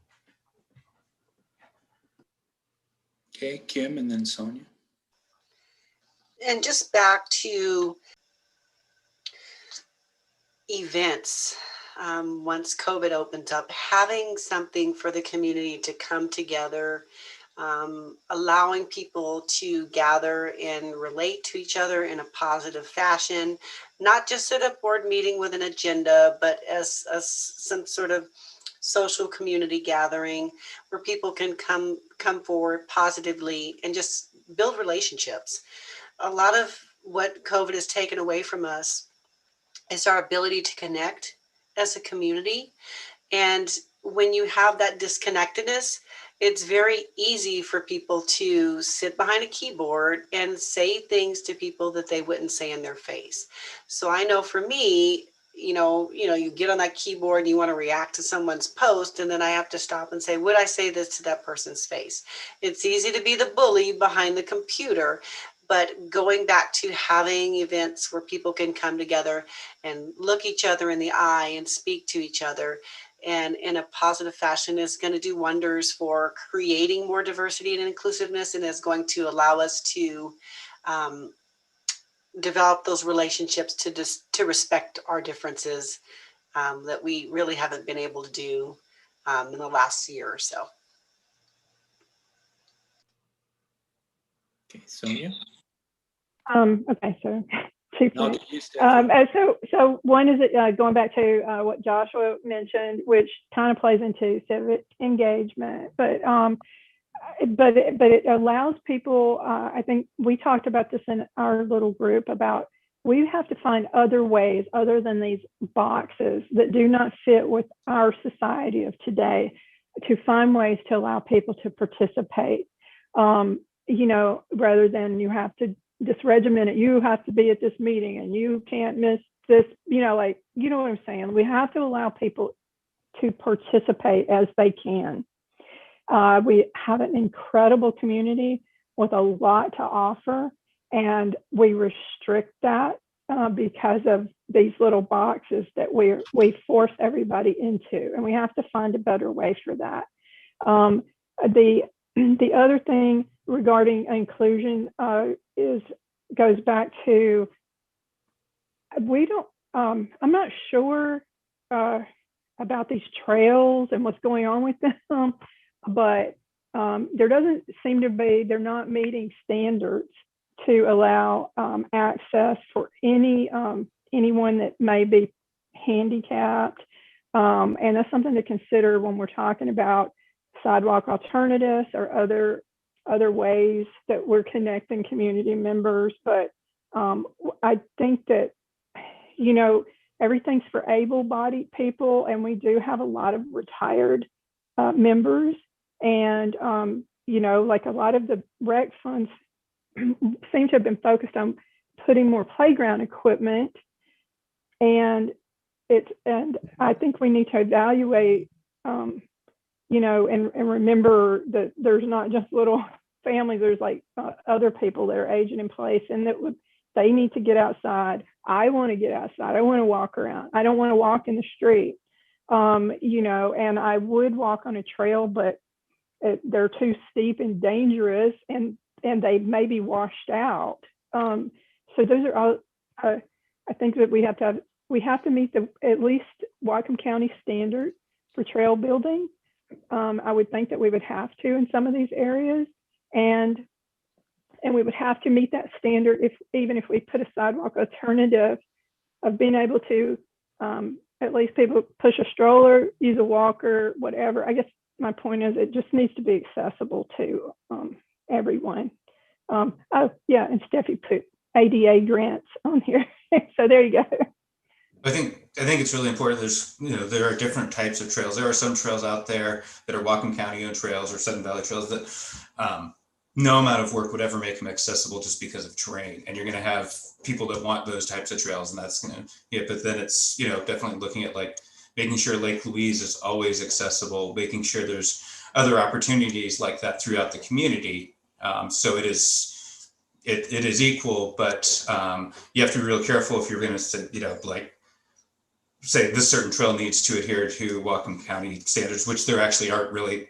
There's a Whatcom County standard maybe for like a trail along a roadway or something, but all these trails up that are built up in the mountains, they adhere to maybe the Mountain Bike Association standards or that sort of thing, but it's kind of you have to apply different standards to different types of trails. No, I understand that. I don't want to get way off into it, but like I said, there's money being put into them, and then because of the terrain or whatever, then the next year they're not there. You know what I'm talking about, and so it's just a consideration on that type of thing about what where we're prioritizing. I don't disagree, but the other thing, and I'm going to stop after this, but like I'm questioning the location of some of those trails because they're located, at least one is located in a critical area, and I'm not sure that it should have been built.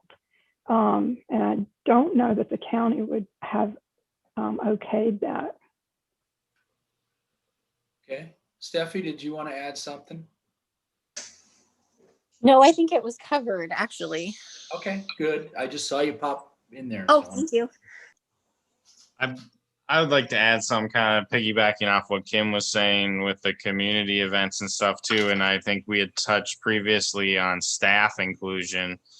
And so staff being involved with some of our community events and stuff too, with that like kind of social gathering could be beneficial, helps build those relationships between staffing and the community, and it helps break down some of those barriers that we've seen. I know that's something Oryx had touched on a few times before she left, but I think that could be something additional.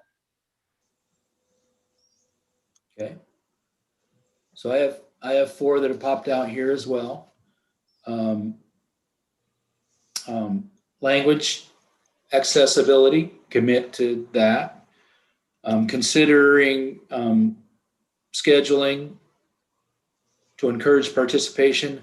I also put Richard's point in here that to focus on removing obstacles, not just having them work around in the system. So I thought that worked in here. Creating gatherings for relationships and connection. I should put community gatherings. So that was the point.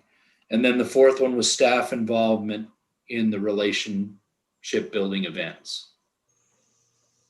Okay, so you went through all 7 and actually came up with 4 goals for every single one of them. So and you did it in just a little over an hour. So that's great work. I'll summarize these, send them out to everybody, and send them to the leadership group that has kind of done this to finish some wordsmithing, and we'll go from there.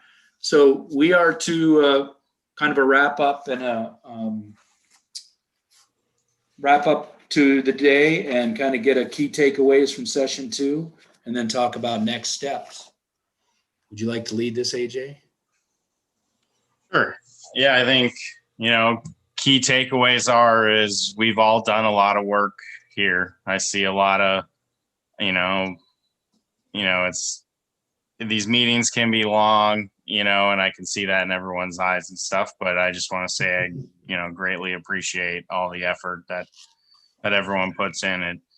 It really is, we need to have a clear plan in place so we can implement and track it and continue to build on it,